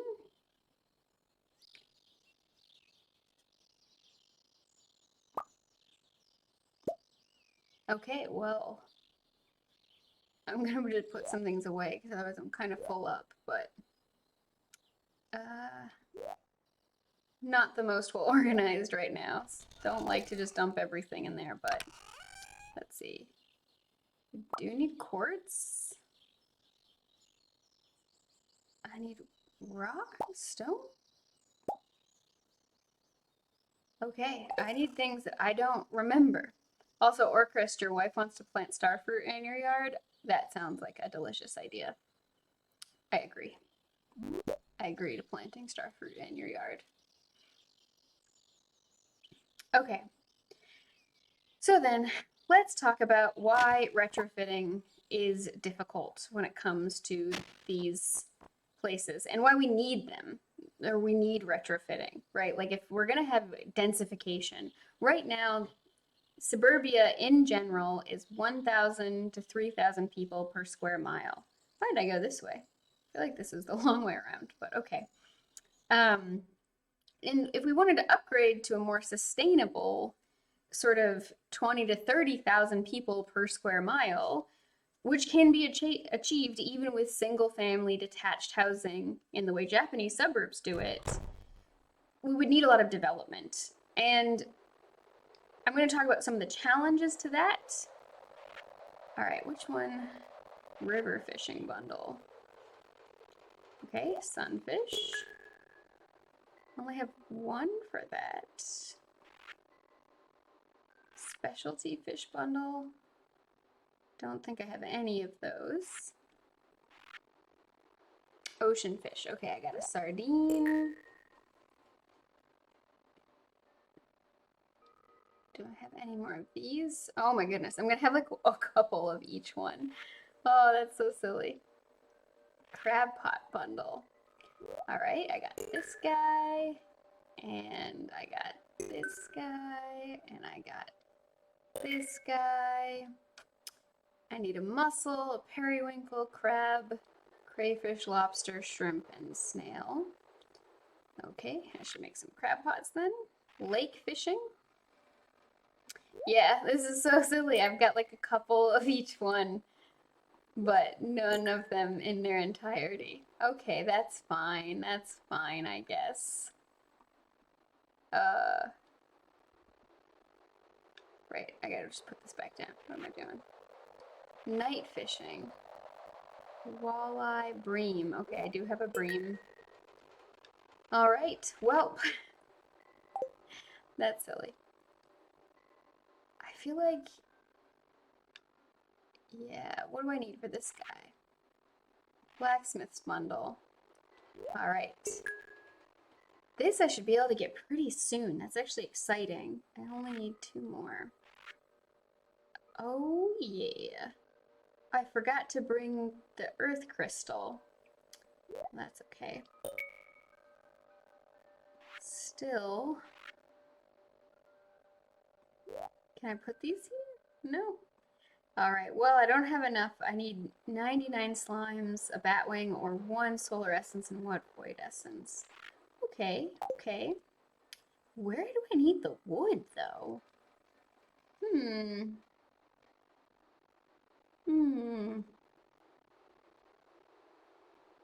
Okay, so there's this really good article that Strong Towns has called Letting Go of Suburbia that I really want to recommend. Yes, I'm gonna get jelly soon to put in there. Animals, of course, I don't have any of that. Summer crops, quality crops, there we go. Yes. Very exciting.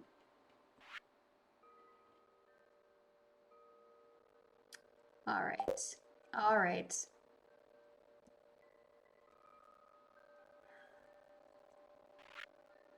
Crafts room. Construction bundle. Oh my goodness. I like didn't even know this was a thing. That's so silly. I only need 10 hardwood, but I will have to upgrade my axe to do that. Fall, winter, summer, construction bundle. Okay, okay. All right. Still good progress. Should do more fishing, it seems, to actually get everything I need. Oh, Caroline, I'm going to say hello to you. Today, I'm just going to relax and think positively. Do you ever take a day off?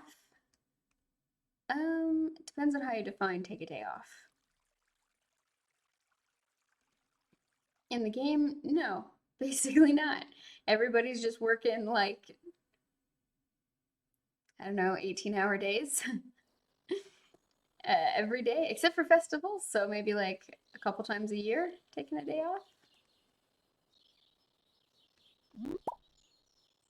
All right, gonna get these flowers. Today's the last day for this kind of foraging.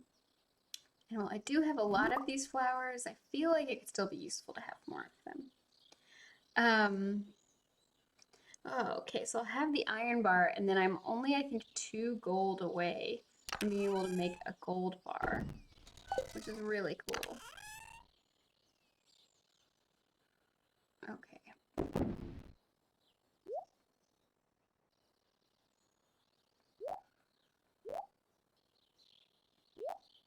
Yeah, it depends on if I find fishing relaxing. That's a very good point.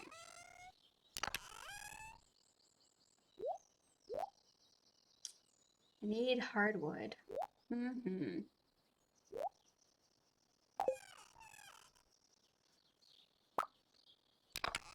Right? Yeah, I still need 2 more gold ore to be able to make progress on that. Gunther. It's a little late for Gunther. So I think more fishing is in order. Yes. Maybe I can do some night fishing too.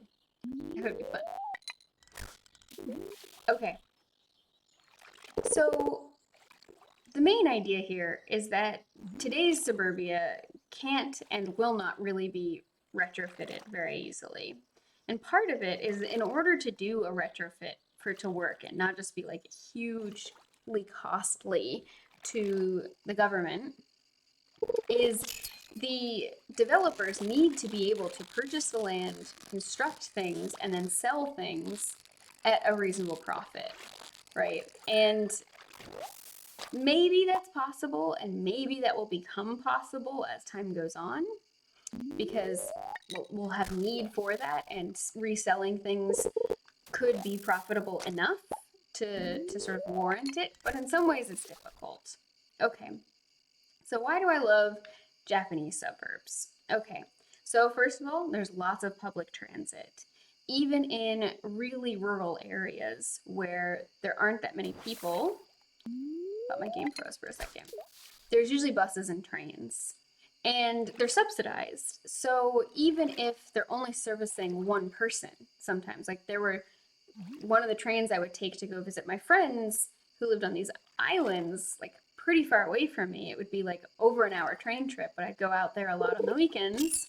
There would be train stops that would service one high school student who was going to their high school, and how you attend high school and which high schools you attend, it's kind of different in Japan. It's not just the local one. You usually pick a school that has a type of focus or culture that you want, or if it's got like a good sports team that you want to be on, or a good like language or math or science program or something.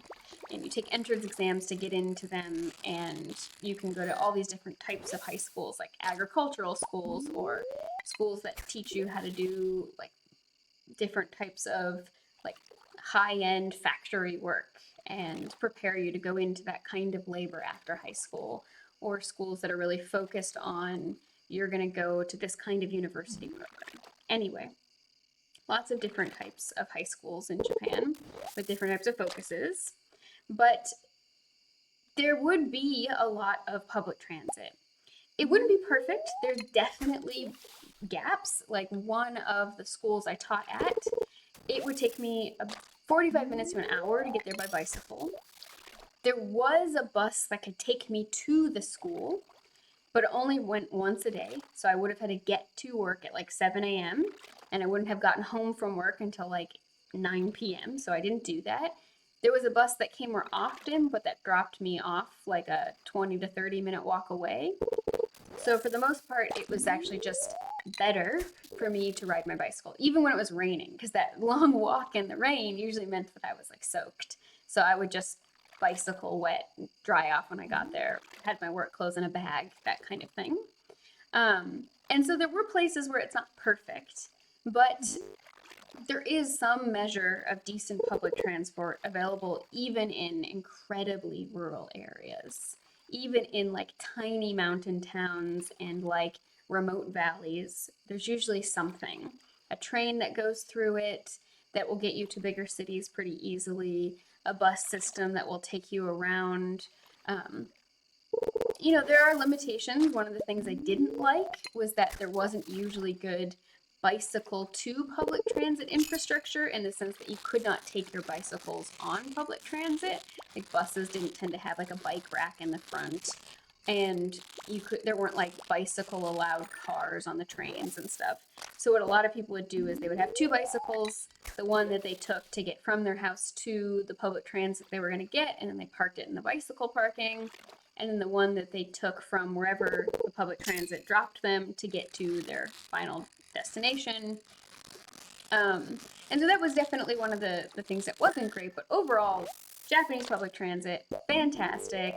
Definitely recommend it. It's very affordable, very like always on time, very good. If it's late, they do this thing where like when you get out at your train stop, if the train is late, the train workers always are there to hand out little slips that say this is why it was late, so that if you have to show it to your boss or to your school to explain your lateness, they've got you covered, that kind of thing.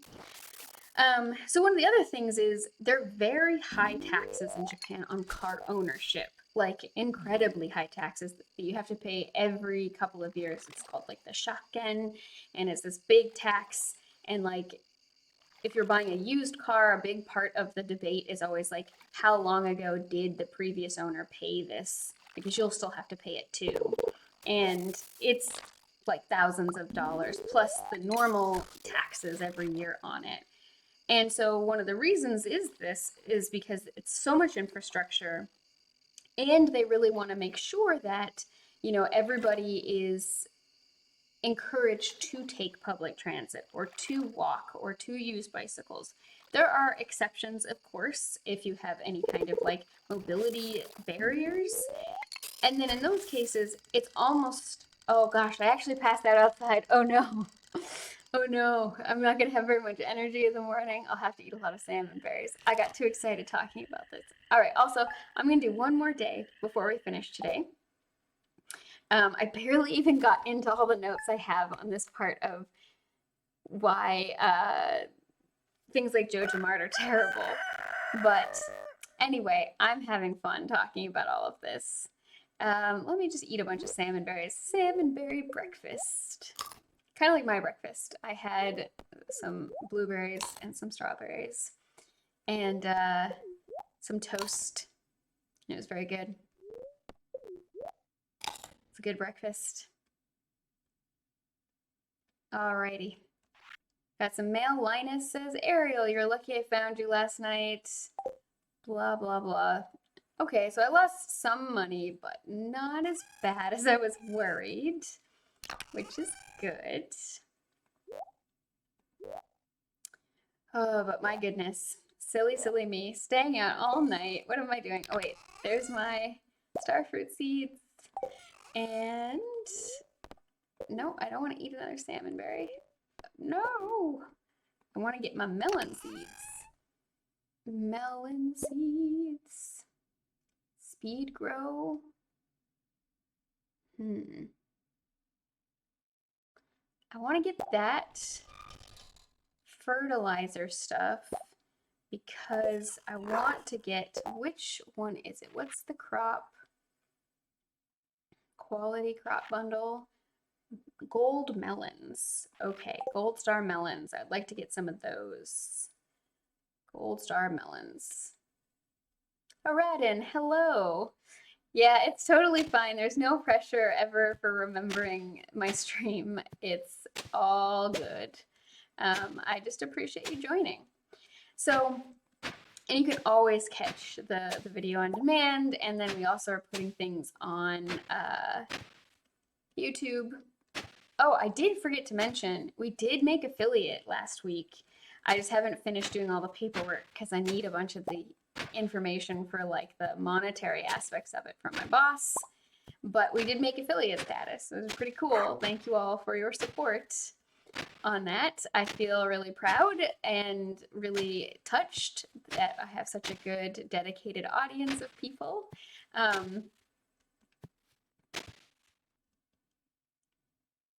It's so weird when someone says Artie snacks. I have no idea.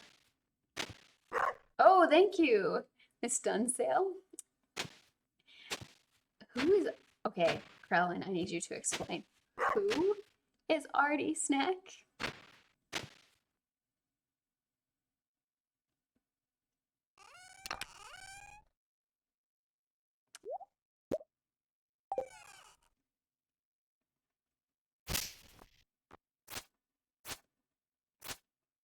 Okay.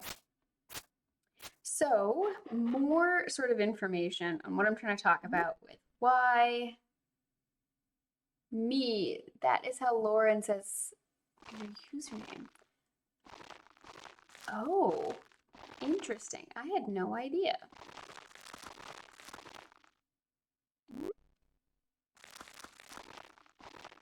All right, putting down this fertilizer.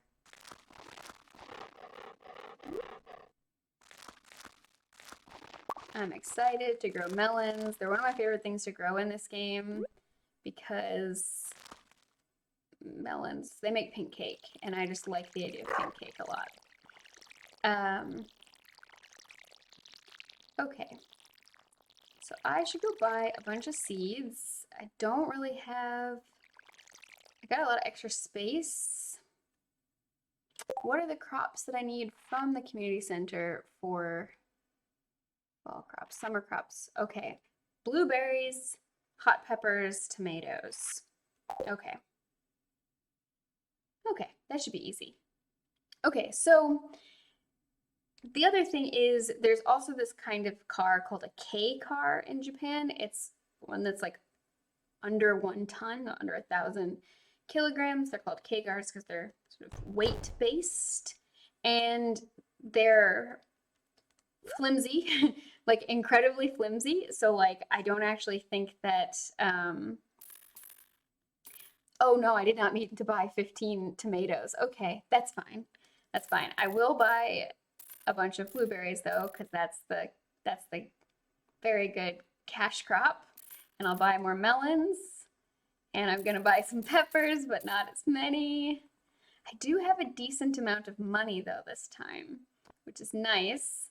I'm gonna get a couple of radishes, a little bit of wheat, which will be nice. I do want to grow 1 or 2 poppies, 1 or 2 spangles. It's nice to grow the flowers. Oh, hops. Yeah, totally some hops. Oh my goodness. I'm going to be doing watering and watering every day. Oh, and corn. Yes, because that's one of the quality crops. I don't have enough money to buy more though. Okay, that's fine. That's fine. I can make pizza with all those tomatoes. Yep. Yep. Good job, me. Yep. What fertilizer can I make again? I can make basic fertilizer with sap. I should do some of that. Oh my goodness. I'm so silly. So silly. Okay. Well, this will be a good day. It'll be a busy, busy planting day, but that's fine. That's fine. I should put this here instead. Let me just kind of get everything arranged. I'm gonna put you here. Okay. Okay. Oh, no, no, no. We're good. Okay. Lo-Fi Prince, you wrote, I've been in some tiny cars on the highway and I was sure it was going to just, yeah, dismantle around me. Yeah, I mean, K cars for sure are not cars that you like feel super good about being in, especially when there are all these other cars on the road that are way more sort of robust than yours. It's not great, right? It would be better if every car were like that, for sure. And you would feel not nearly as scared. Let's see, I'm gonna just make like 100 of these. And goodness, okay. I'm just gonna plant 10 melons and then I'll have room for that. Okay, planting 10 melons.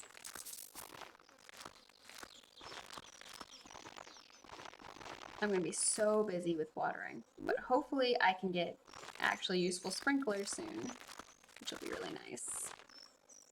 Okay, now I can get my hoe back out. Yay! Okay. All right. I'm going to put these 2 hops there. Let's see, what else? Corn. Let's do some of this corn. And blueberries. Blueberries are the best crop. Okay. I'm definitely getting a little tired, I can tell, because I'm not talking as much and I'm slowing down a little bit, but I'm still having so much fun that I don't want to stop or anything. I am going to stop after this day, though, as I said. But what were we talking about? Japanese suburbs. Oh my goodness, I did not fertilize all of this. Luckily, I haven't watered it yet, so that's good. I can fertilize it still. Oop, oop, oop.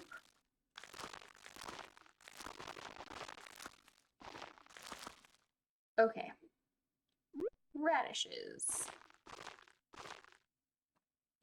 Radishes. Okay, Japanese suburbs. So, K cars are good. They have much better fuel economy, though they are kind of death traps, to be completely honest, because they are just so thin. They're like aluminum and very soft and everything, and that doesn't always feel great. But if everybody were in those cars and everyone were driving slow or slower speeds, it wouldn't be nearly as bad. I'm gonna say that in Japan, the driving infrastructure is pretty good, but there's not a lot of sidewalks in the suburbs, and there's not a lot of good, I don't think I ever saw a dedicated bicycle lane in Japan.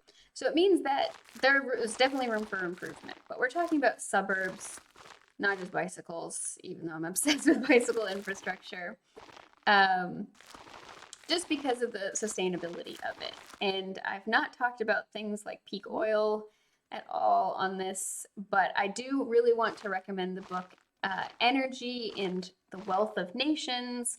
It is the introductory book to biophysical economics. It is, to me, it's the thing that got me into economics. Like beforehand, I really didn't care. Like people started talking about economics and I would just, my soul would leave my body and I would just be like, whoa.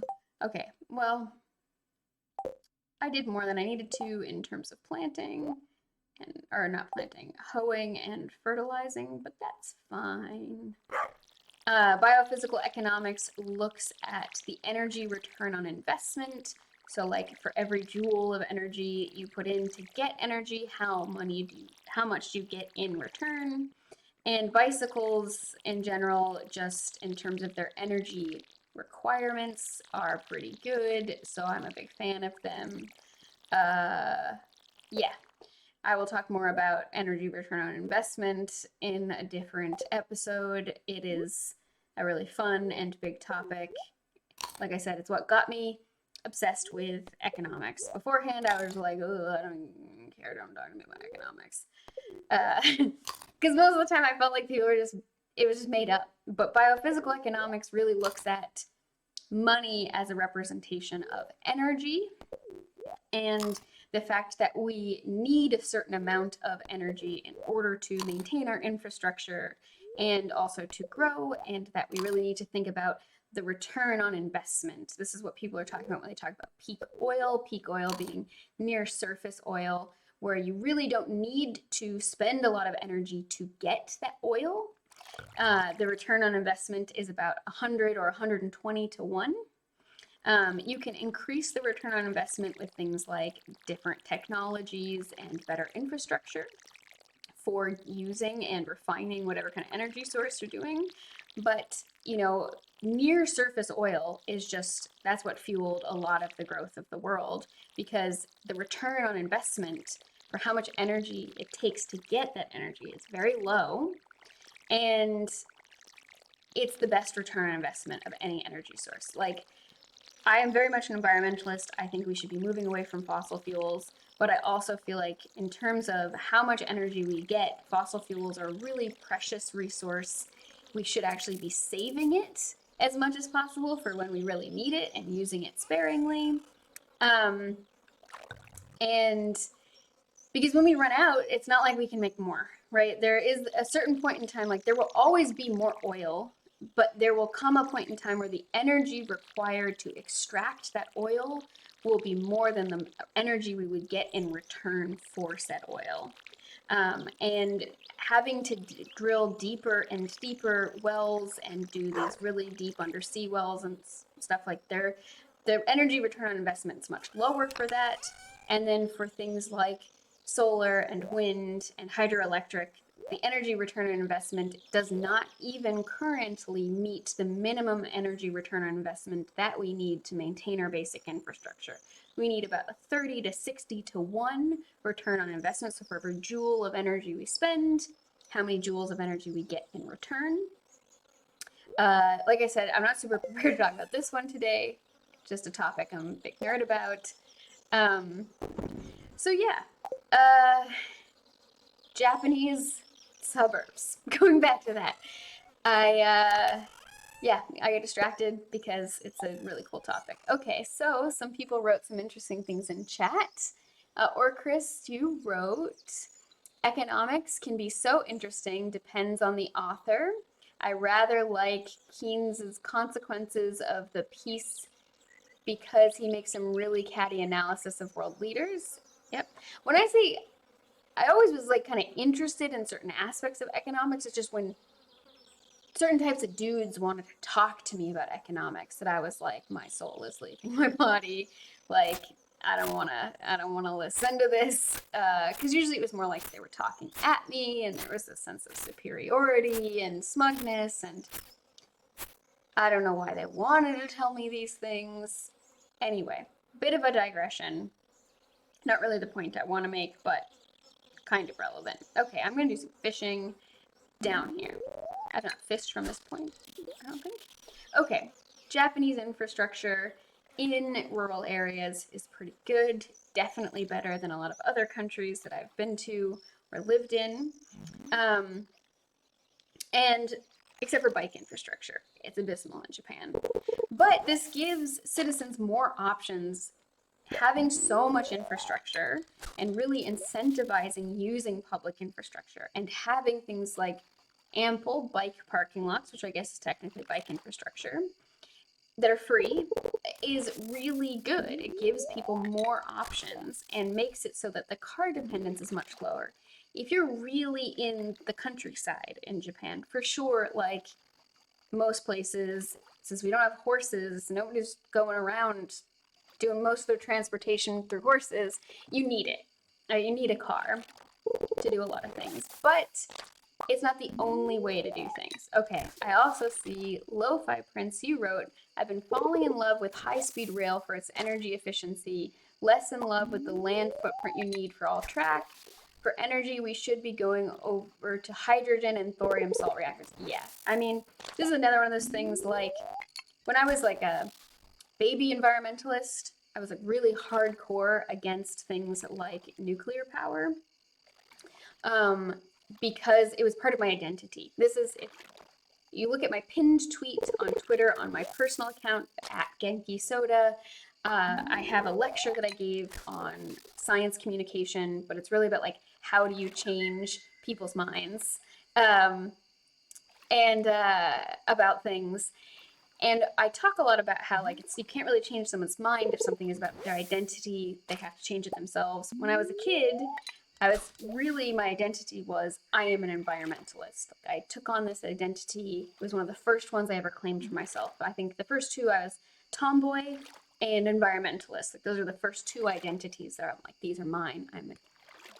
This is me.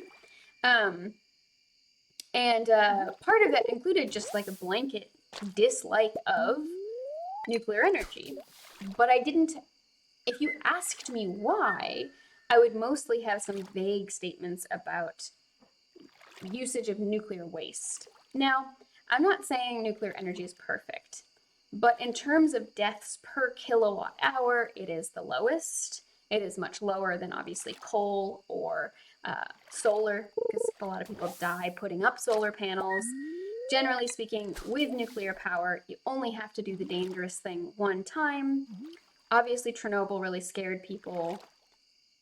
That had a lot more to do with leadership failures. I like to talk about Chernobyl as a case study in consent and leadership because it was an information and capacity issue with lots of pressures and a lot of information being withheld from people, people being asked to do things that they had no training for, pressures in terms of like threats to people's livelihoods. Anyway, it's a big consent in leadership, really good thing to analyze in terms of how everything went wrong there. But there's also a really good paper out from PhysOrg that was about how nuclear energy will never meet our energy needs as it currently stands.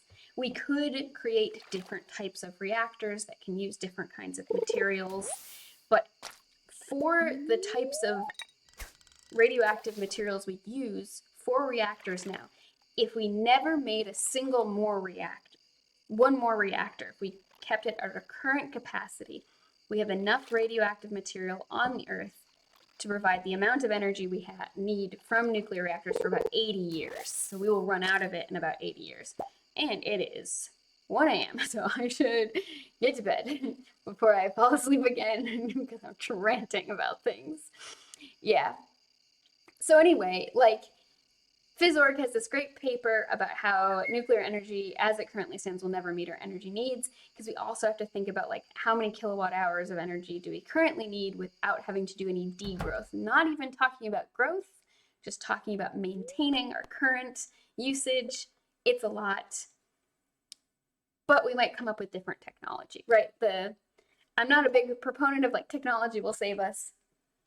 I feel like going on a lot of tangents today. I got very excited about a lot of the things we were talking about. And thank you for everybody really participating in chat. It makes me very excited.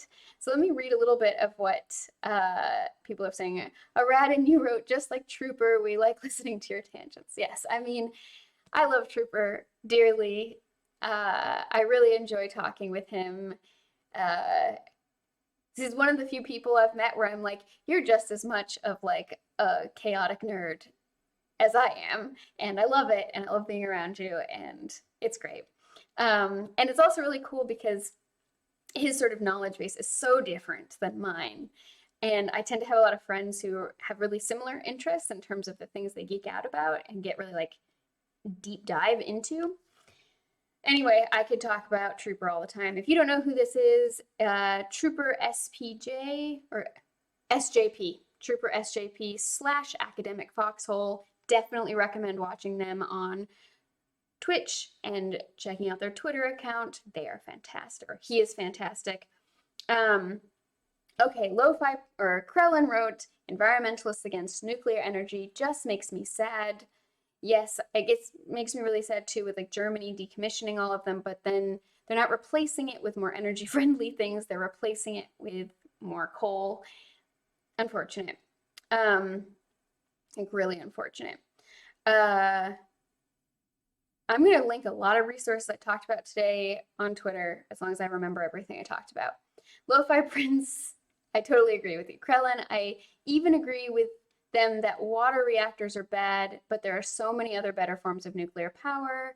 People cite 3 Mile Island as a nuclear scare too, but that was an example of the safety systems working correctly. There was no disaster. 80 years is a pretty nice bridge to renewables.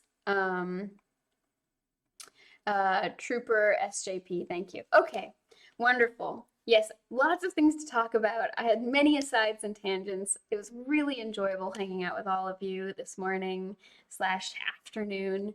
And we're going to be streaming on Sunday. It's going to be me and my co-director Ash. We're going to be just chatting. We're going to move our Sunday streams to earlier. They're currently set to be from 6 to 7 p.m. Pacific time, which means that I could never do them because that was like 3 a.m. for me. And it makes some of the logistics harder. especially since we're volunteer run and getting other volunteers to be able to consistently do them. So we figured we'd move it to a time zone that basically makes it so, or a time that makes it so that our European volunteers and people in Europe we might want to interview, and also American volunteers and people in America or the Americas we might want to interview, can all sort of do it. So I'm pretty sure it's going to be from 10 to 11. I will post more information on Discord and on Twitter about it. And I don't know what we're going to talk about, but you should come hang out with us. We tend to have pretty fun conversations. Anyway, thank you all for joining me today. I will see you next Tuesday at the same time for more Stardew Valley and rants about why big box stores are the worst. See you next time. Bye.